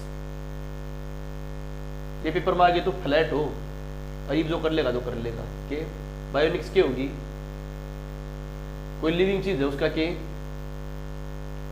काम के है, उसके गुण के हैं, उसका यूज के है। अगर उस लिविंग चीज का इन्वायरमेंट के साथ रिलेशन जानो, इन्वायरमेंट के साथ रिलेशन, उन्हें बोलोगे बायोनोमिक्स। किसके साथ रिलेशन, इन्वायरमेंट के साथ रिलेशन जानोगे तो क्या बोलोगे, bionomics.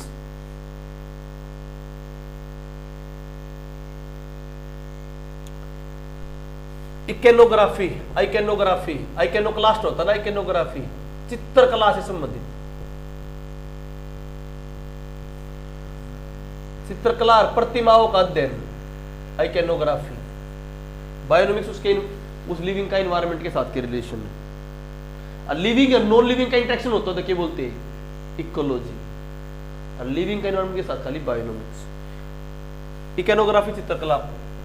Pedology study of soil, study of soil, soil की स्टडी को क्या बोलते हैं, पीडोलॉजी। इसलिए स्टडी को उसको बोलते हैं धरती को पेडालफर, पेडकाल, पेडकाल वह धरती होती है, पेडकाल वह धरती होती है जिसमें कैल्शियम ज्यादा होता है। तो अपनी धरती कौन सी है, पेडकाल। अपनी धरती कौन सी है, कैल्शियम ज्यादा। वो धरती जिसमें बारिश ज्यादा हो उन्हें बोलते हैं पेडालफर। बारिश ज्यादा होने क्या बोलेंगे, पेडालफर। उसमें एल्यूमिनियम और आयरन ज्यादा होता है, क्योंकि जो हैवी मेटल ऊपर रह जाती है, नीचे वाली मेटल खड़े चल जाती है पानी के साथ नीचे। तो कैल्शियम हैवी है, लाइट है, कैल्शियम लाइट है बच्चों, ठीक है। आगे आज इंपॉर्टेंट हो गया भाई, ओलेरिकल्चर। ओलेरिकल्चर सब्जियों से रिगार्डिंग, सब्जी का उत्पादन क्या कहला होगा, ओलेरिकल्चर। सिल्वी बताया था, सिल्वी, सिल्वी किसका, खेतों में क्या, रेशम का सीरी था, रेशम का सीरी था। विटिकल्चर किसका था, अंगूर का, विटिकल्चर अंगूर। सिल्वी है पेड़ लगाने, जंगलों में पेड़ लगाने, या तुम्हारे फसलों के पास खेतों में पेड़ लगाने, वनों में पेड़ लगाना, सिल्वीकल्चर। ओलेरिकल्चर सब्जी का, विटिकल्चर अंगूर का।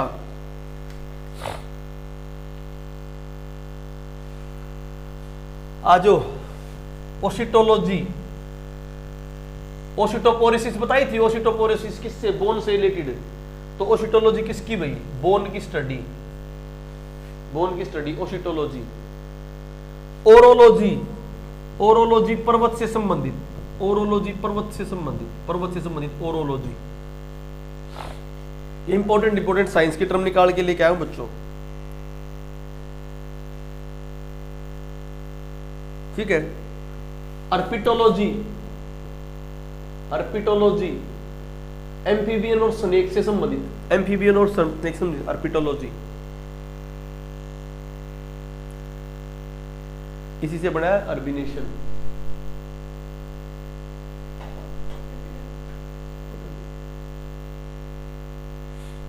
ठीक है भाई, क्लियर भाई, अर्बिटोलॉजी। अच्छा, ऑर्निथोलॉजी बता दी थी, इसकी स्टडी ऑर्निथोलॉजी, बर्ड्स की।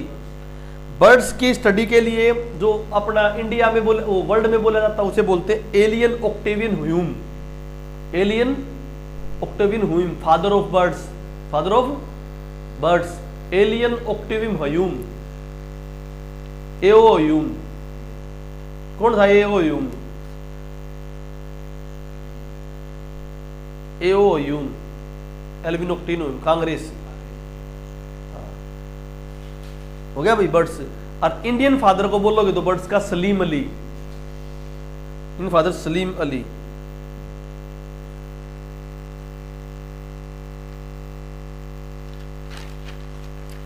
ये हो गया तुम्हारे कोल्ड ब्लडेड बता दिए थे ना, ये तुम्हें बाद में बताऊंगा एक टॉपिक जो है ये।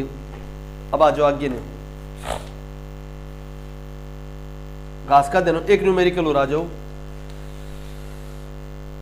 कर दियो भाई इसने। और ये पूरी साइंस भाई कवर, एटलीस्ट तुम्हें ऑप्शन में तो आ जाएंगे ना, ऑप्शन में आ जाएंगे तो निगलेक्ट करके दो ऑप्शन तो मिल जाएंगे के।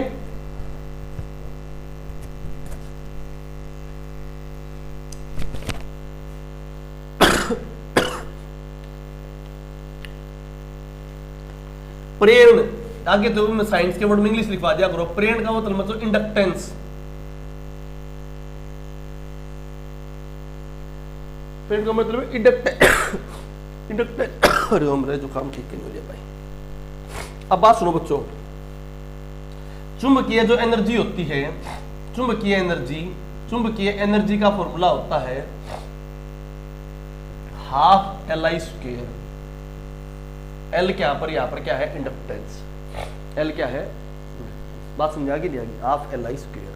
अभी क्वेश्चन में देखो क्या कह रहा है, ये कह रहा है कुंडली में 0.53 का प्रेरण मतलब इंडक्टेंस एल है, 0.53 मिली एम्पियर का। ठीक है बच्चों, 10⁻³ होगी फिर इन्हें 53 × 10⁻³ हो गया 0.53 × 10⁻³। अब वो कह रहा है ओम कितना है, रेजिस्टेंस है 0.35 ओम का, 0.35 ओम का, और वोल्टेज कितनी है 12 वोल्ट। कितनी वोल्ट, और वो के काटने की कहो है, चुंबकीय एनर्जी काटने को है, जो काटने की कहो है उसका फॉर्मूला जान दो। चुंबकीय एनर्जी का फॉर्मूला क्या है,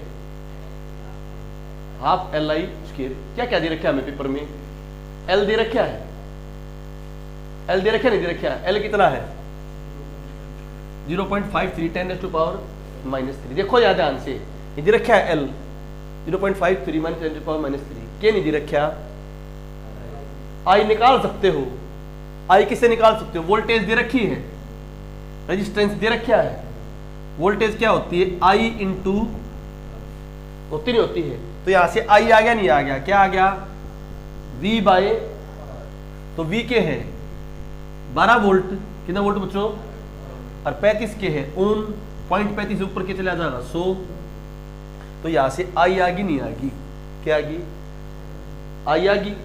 अब बताओ फॉर्मूले में लगा दो, हाफ एल आई स्क्वायर क्या होगी 53/100 गुणा 10⁻³ -3, 10⁻, गुणा में क्या करोगे 12 गुणा 100/35, दोबारा हो जाएगा नहीं क्योंकि हाफ एल आई स्क्वायर है ना, 12 गुणा 100/35 और इनटू में हाफ, तो हाफ एल आई, इन्हें करोगे ना घटा बटा का भाग 100 ये घट जाएंगे, इन्हें करोगे तो 31 जूल आंसर आ जाएगा, क्या जूल आंसर आ जाएगा, बात समझाएगी। ये क्वेश्चन हो रहा है जब टाइम बच जाए जब करने की, ठीक से। और वैसे भी ने ये 10⁻³ है, 10⁻³ कितना हो गया 4 हो गया, ठीक है, ये डबल हो गया 12 12 144, ठीक है, तो 100 कट कटा का अपने हिसाब का आंसर आ जाएगा। इन्हें थोड़ा न्यूमेरिकल ये कैलकुलेशन बेस दे दिया या प्रॉब्लम कर दी, कैलकुलेशन बेस न्यूमेरिकल जनरली नहीं आओगे, वैसे मैंने बता दी पेपर इसलिए दिया है कैलकुलेशन बेस आना, ताकि लास्ट में करते हुए बस तुम्हें करने का तरीका आना चाहिए, जो तुमने काटना है उसका फॉर्मूला जानो, क्या जानो हाफ एल आई स्क्वायर था, तो हम जो है न्यूमेरिकल्स के लिए फॉर्मूले जरूर पता होंगे हमें, फॉर्मूले पता होने के बाद फिर क्या करेंगे उस चीज ने निकालो, आप एल तो था आई निकालना, आई किससे निकल जाएगा। अब मान लो इसमें पावर दे रखी होती, क्या दे रखी होती, रेजिस्टेंस दे रखा होता, तो क्या तुम निकाल पाते, निकाल पाते ना, क्यों बताया था ना मैंने पावर का फॉर्मूला क्या बताया था, आई स्क्वायर आर, तो आर पावर के नीचे कर देते, आई की स्क्वायर की वैल्यू आ जाती नहीं जाती, फिर तो और भी बढ़िया हो जाता सीधा हाफ एल आई, क्लियर। तो इस तरह काटना न्यूमेरिकल।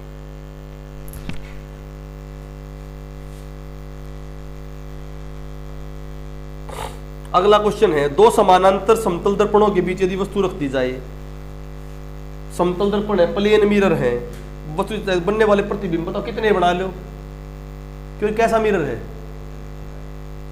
समतल है, प्लेन मिरर में कितने बना लो, क्या बन जाएंगे अनंत। तुम एक क्वेश्चन और बताऊंगा 360 θ - n वाले, वो क्वेश्चन दूंगा कितनी इमेज की संख्या बनेगी ना बनेगी स्फेरिकल मिरर में, ठीक है। अब आ जाओ भाई सीधे सीधे क्वेश्चन, हरियाणा में 364 चौखट की हवेली कहाँ है, कानौर रोहतक में बताई थी भाई, कानौर किसके साथ, कलानौर के सारा गांव है कानौर रोहतक में। जज्जर में हरियाणा की अरावली की तलहटी में बसा गांव कौन सा, बताई थी कलियाड़ा दादरी। ये मैंने सबसे पहले जो न्यूमेरिक सबसे पहले जो गांव बताए थे ना, उन गांव में रिगार्डिंग बताया था, हरियाणा की तलहटी में बसा गांव कौन सा है, कलियाड़ा दादरी, ठीक है। सपेरों का गांव बताया था खेतावास, ठीक है। उसके अलावा तुम्हें और बताए थे खानपुर खोरडा गुगा पीर का गाँव, तो सारे गाँव बताए थे, उस क्लासेस को देख लेना, और मैं सारे लिखवा भी दिए थे मैंने। शिवाजी के गुरु का क्या नाम था, ये क्वेश्चन आ जाओ बच्चों, तो यहाँ पे शिवाजी के बारे में सारा ही पढ़ लेंगे। शिवाजी के गुरु का नाम देखो बच्चों, शिवाजी के गुरु का नाम था तो रामदास, क्या था परंतु उसके सैन्य गुरु पूछे, क्या पूछे, या आरंभिक गुरु पूछे, वो थे कोणकण देव। कौन से थे? कोणकण देव इसके स्टार्टिंग गुरु थे। परंतु मूल जो आध्यात्मिक गुरु थे वो कौन थे? रामदास थे। और शिवाजी को छत्रपति की उपाधि 1674 में, 1627 में शिवाजी पैदा हुए थे पुणे के शिवनेर दुर्ग में। पुणे के शिवनेर दुर्ग में पैदा हुए थे, शिवनेर दुर्ग में 1627 में, और मरे थे 1680 में। 1627 में पैदा हुए, 1680 मेरे शिवाजी। तो 1674 में छत्रपति की उपाधि, किसकी उपाधि? छत्रपति की उपाधि किसने दी थी? गंगा भट्ट ने दी थी। तो गंगा भट्ट ने क्या दी? छत्रपति की उपाधि। तो रामदास हो गया भाई, रामदास गुरु हैं। छत्रपति की उपाधि किसने दी? गंगा भट्ट ने। तुकाराम शिवाजी के समय लोक संत थे। तुकाराम नामदेव ये लोक संत थे महाराष्ट्र के, ठीक है। तुकाराम नामदेव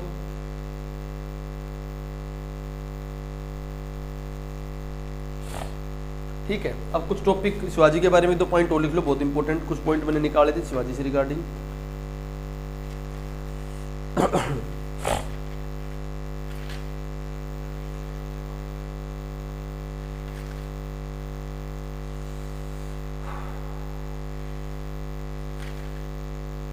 लिखो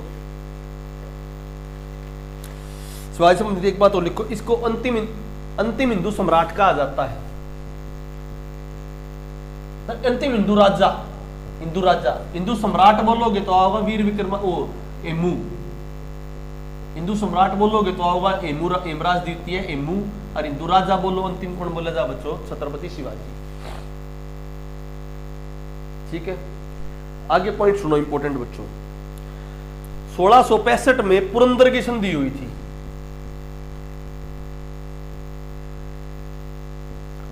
1665 में पुरंदर की संधि। क्या था पुरंदर संधि में? शिवाजी ने उत्पात मचा रखा था पूरी तरह से। शिवाजी ने तोरण का किला, सिंहगढ़ का किला पहले जीत लिए थे। तो पहले कौन से किले जीते थे? सिंहगढ़ और तोरण का किला। और जो आदिल शाह था, यहाँ पर आदिल शाह था बीजापुर का शासक, वो शिवाजी से आतंकित उठा था। बीजापुर के शासक को भी हरा दिया था। तो बीजापुर का शासक कौन था? आदिल शाह, जिसने गोल गुम्बद बनवाया है। क्या बनवाया है? उसको भी हरा दिया। तो औरंगजेब भी इसकी शक्ति से कांपने लग गया था। तो औरंगजेब ने राजा जय सिंह को भेजा। जयपुर के राजा किसको भेजा? कि शिवाजी को बुला ले, शिवाजी संधि करेंगे। और संधि के बहाने आगरा के जयपुर भवन में, आगरा के जयपुर भवन बना रखा था आगरा में। आगरा के जयपुर भवन, इसको क्या कर लिया? कैद कर लिया। किसको? और शिवाजी वहां बचा के आया। तो बचने के बाद फिर शिवाजी से संधि कर ली थी कि उसका पुत्र जो संभाजी होगा, किसका? शिवाजी का। शिवाजी का पुत्र संभाजी, वो वहां पर मनसबदार रहेगा। क्या रहेगा? बात समझा कि नहीं आगे? और भाई ये इसके ऊपर कोई अटैक नहीं करेगा। शिवाजी के टाइम पर जो शिवाजी ने जो मेन चीज करी थी वो बनाए थे अष्टप्रधान। तो पेपर में आ जाए, अष्टप्रधान प्रणाली किसने बनाई थी? शिवाजी। तो पुरंदर की संधि आएगी किसके बीच? औरंगजेब और शिवाजी। औरंगजेब और ठीक है, की न कराई थी पुरंदर की संधि? जयपुर के राजा जय सिंह ने करवाई थी। फिर क्या करा संधि के तहत? धोखा कर दिया शिवाजी के साथ। शिवाजी क्या कर लिया? जयपुर भवन आगरा में बंदी। जयपुर नहीं है, जयपुर भवन है कड़े आगरा में। शिवाजी की मेन कार्य प्रणाली में अष्टप्रधान थे। अष्टप्रधान में मुख्य होता था पेशवा। अष्ट मंत्री बना रखे थे, 8 मंत्री। शिवाजी ने अपने यहां पर जो प्रथा चला रखी थी टैक्स लेने की, वो थी रैयतवाड़ी। कौन सी? अंग्रेजों ने भी रैयतवाड़ी को अपनाया था। रैयतवाड़ी का मूल जनक कौन सा? मलिक अंबर। कौन है रैयतवाड़ी का मूल जनक? मलिक अंबर, अहमदनगर वाले। अहमदनगर महाराष्ट्र में है। अहमदनगर में राजा हुआ था मलिक अंबर, उसने चलाई थी रैयतवाड़ी प्रथा। कौन सी प्रथा? तो शिवाजी के टाइम पे कौन सी प्रथा थी? रैयतवाड़ी, जो अंग्रेजों ने भी चलाई। क्लियर? 2 टैक्स होया करते इंपोर्टेंट, सरदेशमुखी और चौथ। चौथ का मतलब आज के टाइम पे जो फिरौती हो है, और सरदेशमुखी। मराठे ये क्या करते?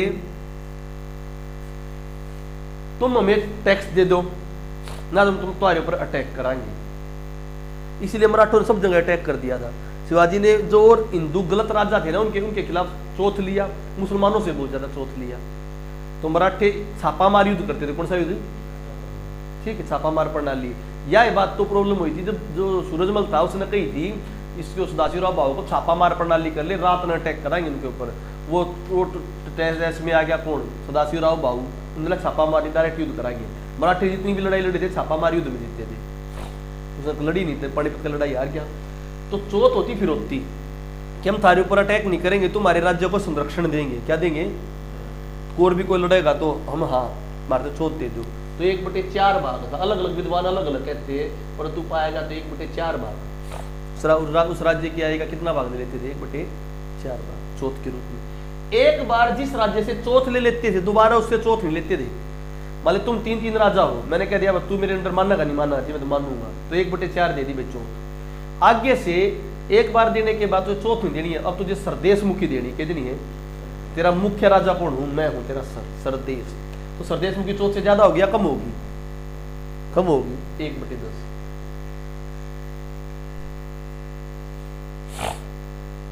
कहीं होगी भाई कहानी, को डाउट? ठीक है, तो रामदास वाला पूरा शिवाजी का कंसेप्ट भी होगा। शिवाजी से क्वेश्चन आऊंगे तो हो जाएगा ना।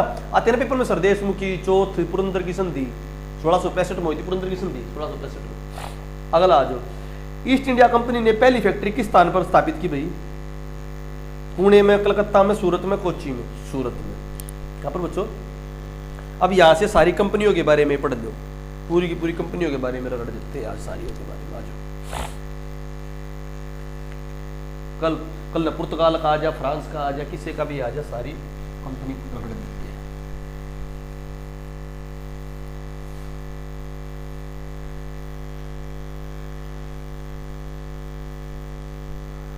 जैसे सबसे पहले कोई नागरिक आया था विदेश में, स्थल यात्रा के थ्रू आया था, बार्थोलोमिया, पढ़ाया था 1486 में।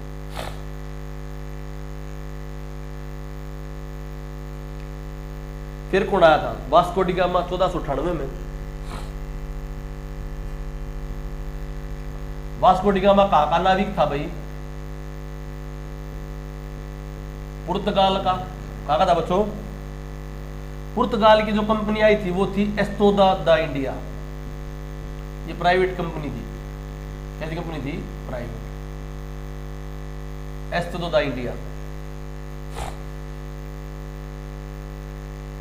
पुर्तगाल किसकी मदद से भारत आया था? अब्दुल मानिक। अब्दुल मानिक था एक गुजरात का व्यापारी नाविक, उसकी मदद से भारत आया था। सबसे पहले कहा आया था? कालीकट। कालीकट का राजा कौन था? जमोरिन। कालीकट कहां बच्चों? केरल में। कालीकट कहां है? केरल में। ठीक है, तो कालीकट का राजा कौन था? जमोरिन। इनके पास आया था। ठीक है, पुर्तगाली यहां पर आने लगे। यहां पर पुर्तगालियों ने पूरा वर्चस्व बना दिया। पुर्तगाली जो और कोई भी कंपनी आया करती है, भारतीय भी जाया करते समुद्र में, तुमसे टैक्स लिया करते। उस टैक्स लेने के सिस्टम ने कहा करते काफिला प्रणाली। तो काफिला प्रणाली क्या थी? टैक्स लेने का सिस्टम। मैंने देखा है यूट्यूब पे कई बार, क्या करेंगे एक एक टॉपिक ने 1 घंटा पढ़ाऊंगी। अरे इतना टाइम नहीं है भाई, केवल क्या करो, जो पॉइंट है जो क्वेश्चन आ सकते वे पढ़ लो और समझा दो। तो क्वेश्चन कितने हो गए? अब्दुल मानिक की मदद से आया। कंपनी का नाम क्या था? एस्टोदा दा इंडिया। वास्को डी गामा नाविक आया था। कौन सी प्रणाली स्टार्ट की इन्होंने? काफिला प्रणाली की। काफिला प्रणाली, समुद्र पर पूरा कब्जा कर लिया था, तो कोई भी समुद्र पर व्यापार करेगा तो इनको क्या देना पड़ेगा? टैक्स देना पड़ेगा। अब आ जाए बच्चों इंपॉर्टेंट पॉइंट। इनका पहला गवर्नर वायसराय कौन था? गवर्नर कौन था किनका? पुर्तगालियों का। वो था फ्रांसीसी डी अल्मेडा। तो पूरा याद रखने जाए कि याद रख लो डी अल्मेडा। डी अल्मेडा था। परंतु वास्तविक पूछे, वास्तविक का मतलब गोवा पे लड़ाई हुई थी 1510 में, वह गोवा की लड़ाई के करके थे, जीत गए थे।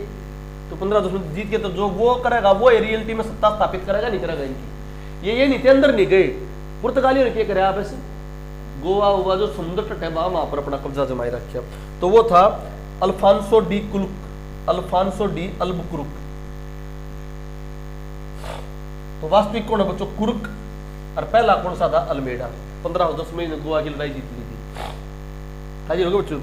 इसके अलावा और क्या आ सकता है, इन्होंने क्या कराया, इन्होंने जहाज निर्माण चालू कराया, जहाज निर्माण, तंबाकू की खेती, कागज निर्माण, जहाज निर्माण, तंबाकू की खेती, कागज निर्माण, प्रिंटिंग प्रेस लेके आए, क्या लेके आए, प्रिंटिंग प्रेस लेके आए, 1563 में किताब छपवाई, प्रिंटिंग प्रेस लेके आए, गोथिक कला, गोथिक कला, मकान मुकुन बनाने की इनकी जो ये अपने गोथिक कला, जो अपने पुराने संसद भवन है विकसित है गोथिक कला से। ठीक है, ये किसके बारे में बता दिया मैंने, पुर्तगाली। तो पहले कौन आए, पुर्तगाली, और सबसे लास्ट में भी कौन गए थे, पुर्तगाली। तो लास्ट में कौन गए थे, पुर्तगाली। 1961 की गोवा की लड़ाई हुई उसके बाद गए थे पुर्तगाली, सबसे पहले आए, सबसे लास्ट में गए। फिर आए डच, डच आए 1602 में, कब आए डच, 1602। डच वाला की थी, डच वाला की थी गवर्नमेंट कंपनी। गवर्नमेंट जो कंपनी वो सर्वाइव नहीं करेगी, प्राइवेट कंपनी तो काम करेंगे तो बेनिफिट उठाओगे। पुर्तगाली जो थे काम कराया करते, जल्दी बेनिफिट आ गए। पुर्तगाली क्यों बच गए थे यहाँ पर, क्योंकि यहाँ पर जो मेन सत्ता उभर के आई थी अंग्रेज थे। अंग्रेज और पुर्तगालिया के मैरिज रिलेशन हो गए थे। पुर्तगालिया की राजकुमारी थी कैथरीना बर्गेंजा, कौन थी, और ये अंग्रेजों का राजकुमार था चार्ल्स द्वितीय, उनकी वहां यूरोप में मैरिज हुई और दहेज में अपना बम भी दिया। तो अंग्रेज इस तरफ नहीं थे, अंग्रेज इस तरफ किसने दिए, पुर्तगालियों ने दहेज में क्या दे दी उनको, बम दे। इसलिए पुर्तगाली लास्ट तक रहे थे, और जो अंग्रेजा के टकराव होगा वो चूर चूर। तो देखो डच आए 1602 में आए भाई डच। डचों की जो कंपनी थी बेरिंग डे, याद रखो बस खाली बेरिंग डे। और कैसी थी, गवर्नमेंट या प्राइवेट, गवर्नमेंट स्पॉन्सर थी भाई। डचों ने सबसे पहले बात करो मुसलीपट्टनम, मुसलीपट्टनम, मुसलीपट्टनम में अपना कारखाना खोला भाई। मुसलीपट्टनम कड़ा बच्चों आंध्र प्रदेश में। तो डचों ने, अभी डच है ओलैंड वाले, डच का वाले हैं ओलैंड वाले, मुसलीपट्टनम में अपना कारखाना खोला बच्चों 1665 में। इन्होंने श्रवण की मुद्राएं चलाई। श्रवण निर्मित जो मुद्राएं थी, पैगोडा, पैगोडा पेपर में आ गया, पैगोडा के हैं श्रवण की मुद्रा किसने चलाई, डच वालों ने चलाई।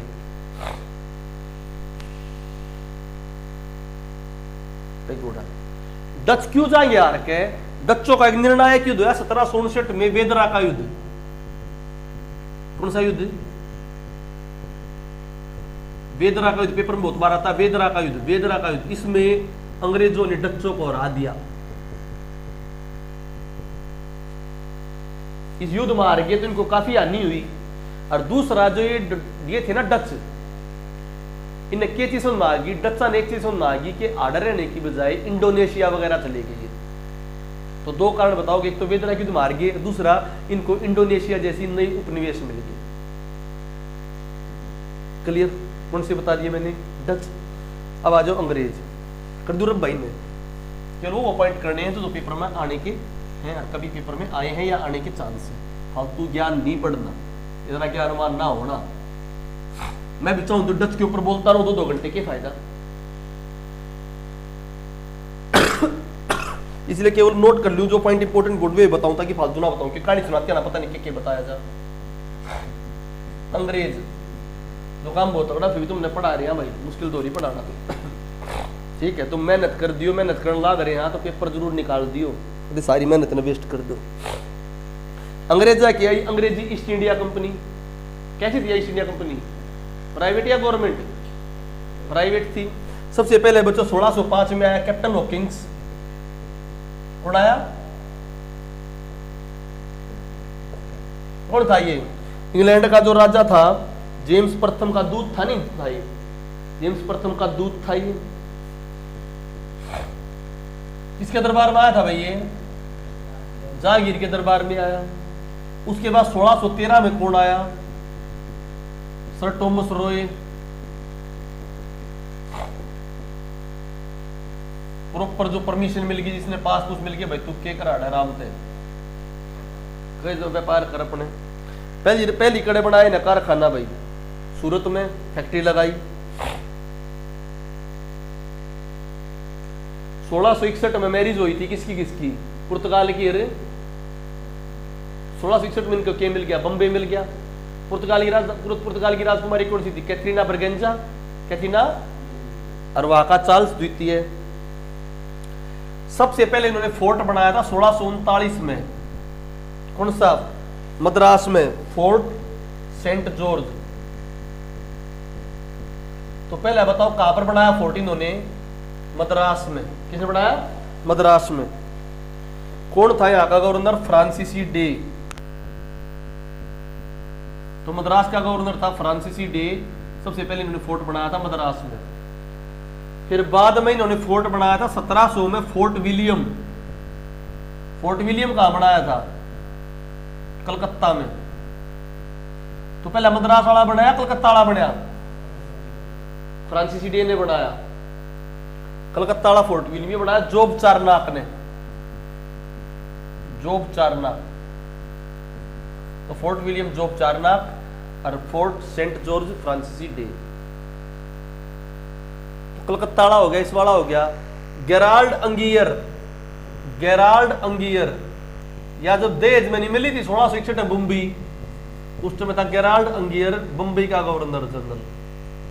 बम्बई का गवर्नर जनरल। क्लियर भाई? ये पॉइंट हो गया सारे क्लियर। अब आ जाओ फ्रांस। फ्रांस आने के साथ इनके युद्ध भी करा देंगे, 3 युद्ध हुए थे। कर दी उसने रब। तो गेराल्ड अंगियर मुंबई, जॉब चारनाक ने फोर्ट विलियम बना दिया बच्चों, ठीक है। फ्रांसीसी डे ने Fort Saint George, sir Thomas रायर ये आगे थे।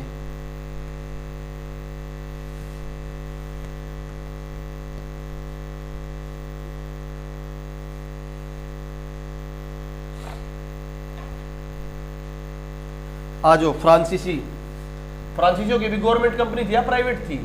गवर्नमेंट। फ्रांसीसियों की कंपनी थी बच्चों, कंपनी गेंज दे, जो कंपनी गेंज ओरिएंटल्स याद रखो, ओरिएंटल्स। तो एस्तदो याद रखोगे, पुर्तगाली एस्तदो। वेरिंगडे याद रखोगे, डच।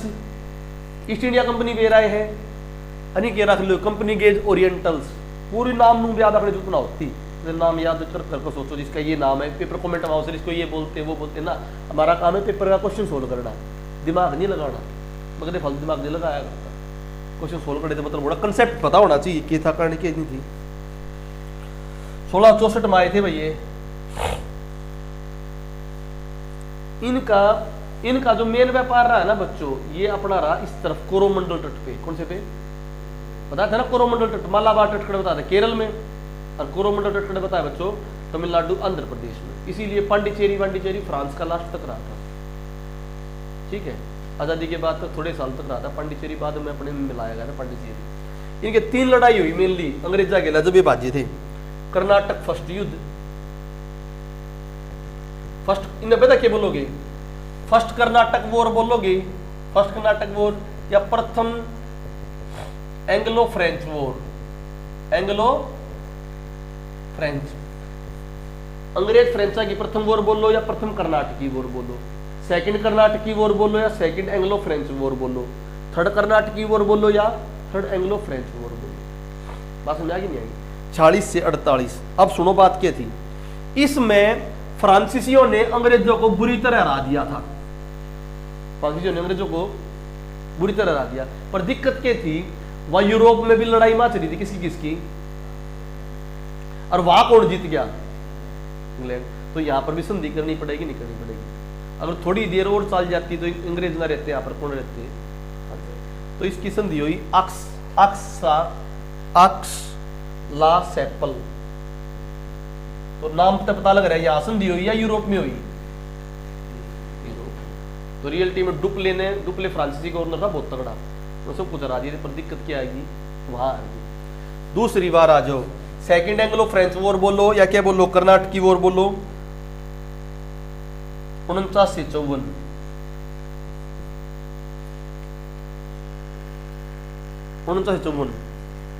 बेशक वहां तो हार गए, पर यहां तक टक्कर बढ़िया दे रहे थे फ्रांसीसी।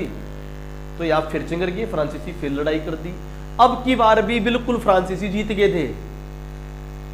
ये हुई। आप डायरेक्ट लड़ाई ना करे करते हुए कर्नाटक में इनमें नवाबों के, कर्नाटक में राजा रोजा ना रहे तो कौन किसी नवाब बना होगा? अंग्रेज चाहेंगे उनके हाथ वाला नवाब बन जा, वे चाहेंगे उनकी खास वाला नवाब बन जा। लड़ाई उनकी माचेगी, साथ कौन देंगे? अंग्रेज और फ्रांसीसी। तो यहाँ चंदा साहब था, कौन था? फ्रांसीसियों की तरफ से। चंदा साहब ने बिल्कुल हरा दिया, सब कुछ अच्छी तरह जीत थे। जो डुप्ले कर्नाटक में ढूंढने की कोशिश कर रहा था वो कलाई ने बंगाल में खोज दिया।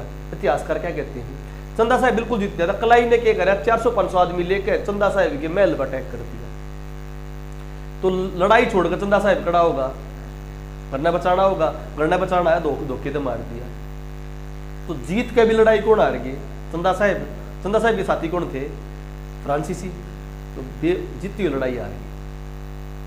तो मद्रास की संधि हुई, संधि हुई तो चंदा साहब वाला कंसेप्ट आ गया किसमें? सेकंड कर्नाटक वॉर में।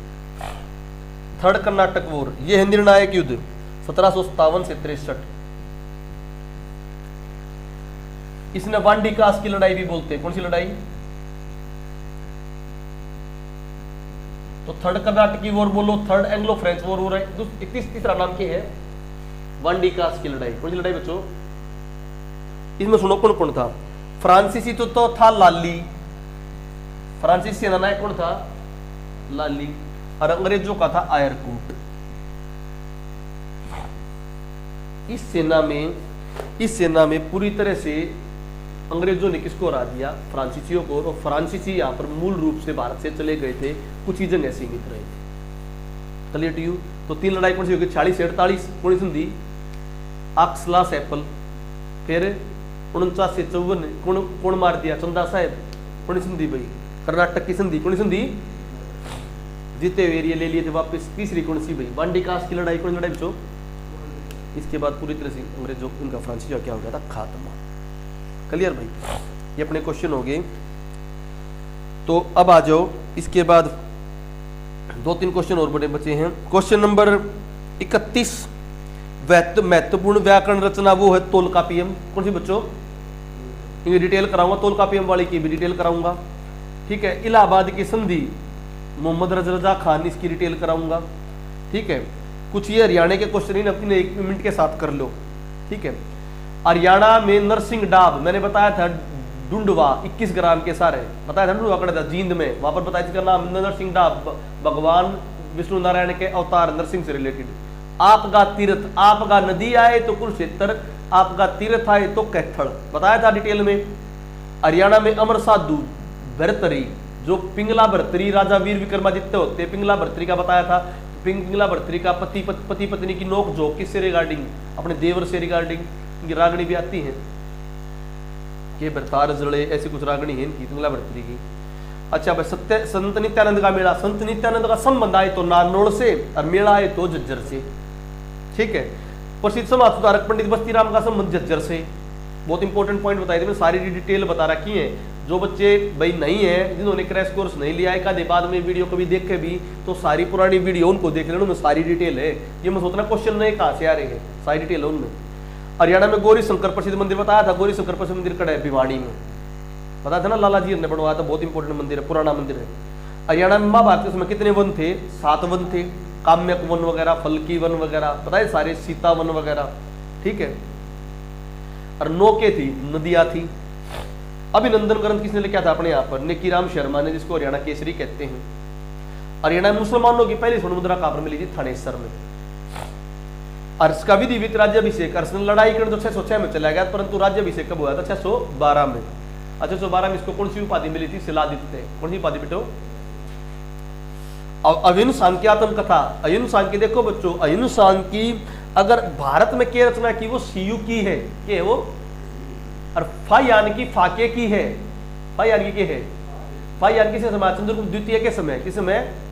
अहिंसा शान किसे समाया था? हर्षवर्धन के समय। परंतु अहिंसा शान की आत्मकथा जो है ना, वह सीयू हुईली, सॉरी हुईली, क्या बच्चों? हुईली। रोयला किसकी है? इब्न बतूता, जो मोरक्को का अफ्रीकी यात्री था। ठीक है। मोहम्मद बिन तुगलक के समय आया था, मोहम्मद बिन। ठीक है। तैमूर की आत्मकथा, तुझके तैमूरी, तो ये आत्मकथा होगी। इसमें किसका वर्णन है? सरस्वती सिरसा का वर्णन है। किस प्रकार सिरसा को पार करते हुए तैमूर अटैक करता हुआ सारी जगह आया था। बंदा बैरागी जिसने वजीर खान, जो वजीर खान था ना जिसने गुरु गोविंद सिंह के दोनों बच्चों को मार दिया था, उस वजीर खान सरहिंद के नवाब की हत्या किसने की थी? बंदा बहादुर ने। लक्ष्मण देव बंदा बहादुर कहाँ का था ये? मूल रूप से राजौरी जम्मू कश्मीर का। प्रसिद्ध स्वतंत्रता सेनानी चांदबाई कहाँ से थी बच्चों? वैसे मूल रूप से सिरसा से। सिरसा ऑप्शन में ना हो तो क्या रखे जाएगी? हिसार इनकी कर्म भूमि रही है। चांदबाई बड़ी स्वतंत्रता सेनानी, बहुत सारे अटैक पार्ट किया इन्होंने एक जगह पर। जो राष्ट्रीय सत्ता बनवाया उसमें भी किनका योगदान है? चांदबाई का। चांदबाई व ताराबाई, चांदबाई व ताराबाई भी हिसार से, ठीक है। चांदबाई और ताराबाई दोनों राष्ट्रीय सत्ता बनवाया। राष्ट्रीय सत्ता क्या था बच्चों? खादी का वो कराया गया कंपटीशन, चरखे का कंपटीशन, ताकि क्या कराया भाई खादी वगैरह वस्त्र बनाओ, उनको पुरस्कृत किया गया ताकि अंग्रेजों के सामान छोड़ो अपने सामान यूटिलाइज करें। बहुत इंपॉर्टेंट था। हरियाणा में चक्कर स्वामी की मूर्ति जो गजनी ने तोड़ी थी, चक्कर स्वामी की मूर्ति वो महाभारत विजय के उपरांत पांडवों ने बनवाई थी चक्कर स्वामी की। तो पेपर में महाभारत विजय, तो महाभारत विजय लिखना, महाभारत विजय नहीं है तो गीता ज्ञान से संबंध नहीं, शिशुपाल वध से संबंध नहीं, वो विराट कृष्ण रूप लिख दो। परंतु रियलिटी में अगर महाभारत विजय हो तो क्या लगाना है? महाभारत विजय। प्राचीन सरस्वती अरुणा, दो नदी प्राचीन, अरुणा नदी भी की है, सरस्वती भी, इनका संगम कहाँ होता है बच्चों? पेवा में। कहां पर? पेवा में। हरियाणा प्रसिद्ध चुनचाल कोठी का पूरी डिटेल से बताया था मैंने। नामधारी पंथ, नामधारी पंथ सिरसा में पूरा बताया था। कौन नामधारी पंथ कैसे स्टार्ट हुआ, कैसे क्या हुआ? तो नामधारी पंथ का जो डेरा है उसको क्या कहते थे? चुनचाल कोठी। अरे एक क्वेश्चन ऐसे नहीं दे रहा क्या उनका रीजन पाओगा, ठीक है। ये अपने क्वेश्चन हो गए भाई इंपॉर्टेंट, ठीक है। और जो बच्चा हो क्वेश्चन है वो बाद में करेंगे, ठीक है, क्योंकि पूरा पेपर सोल्व होने में थोड़ा टाइम लग जाएगा। धन्यवाद।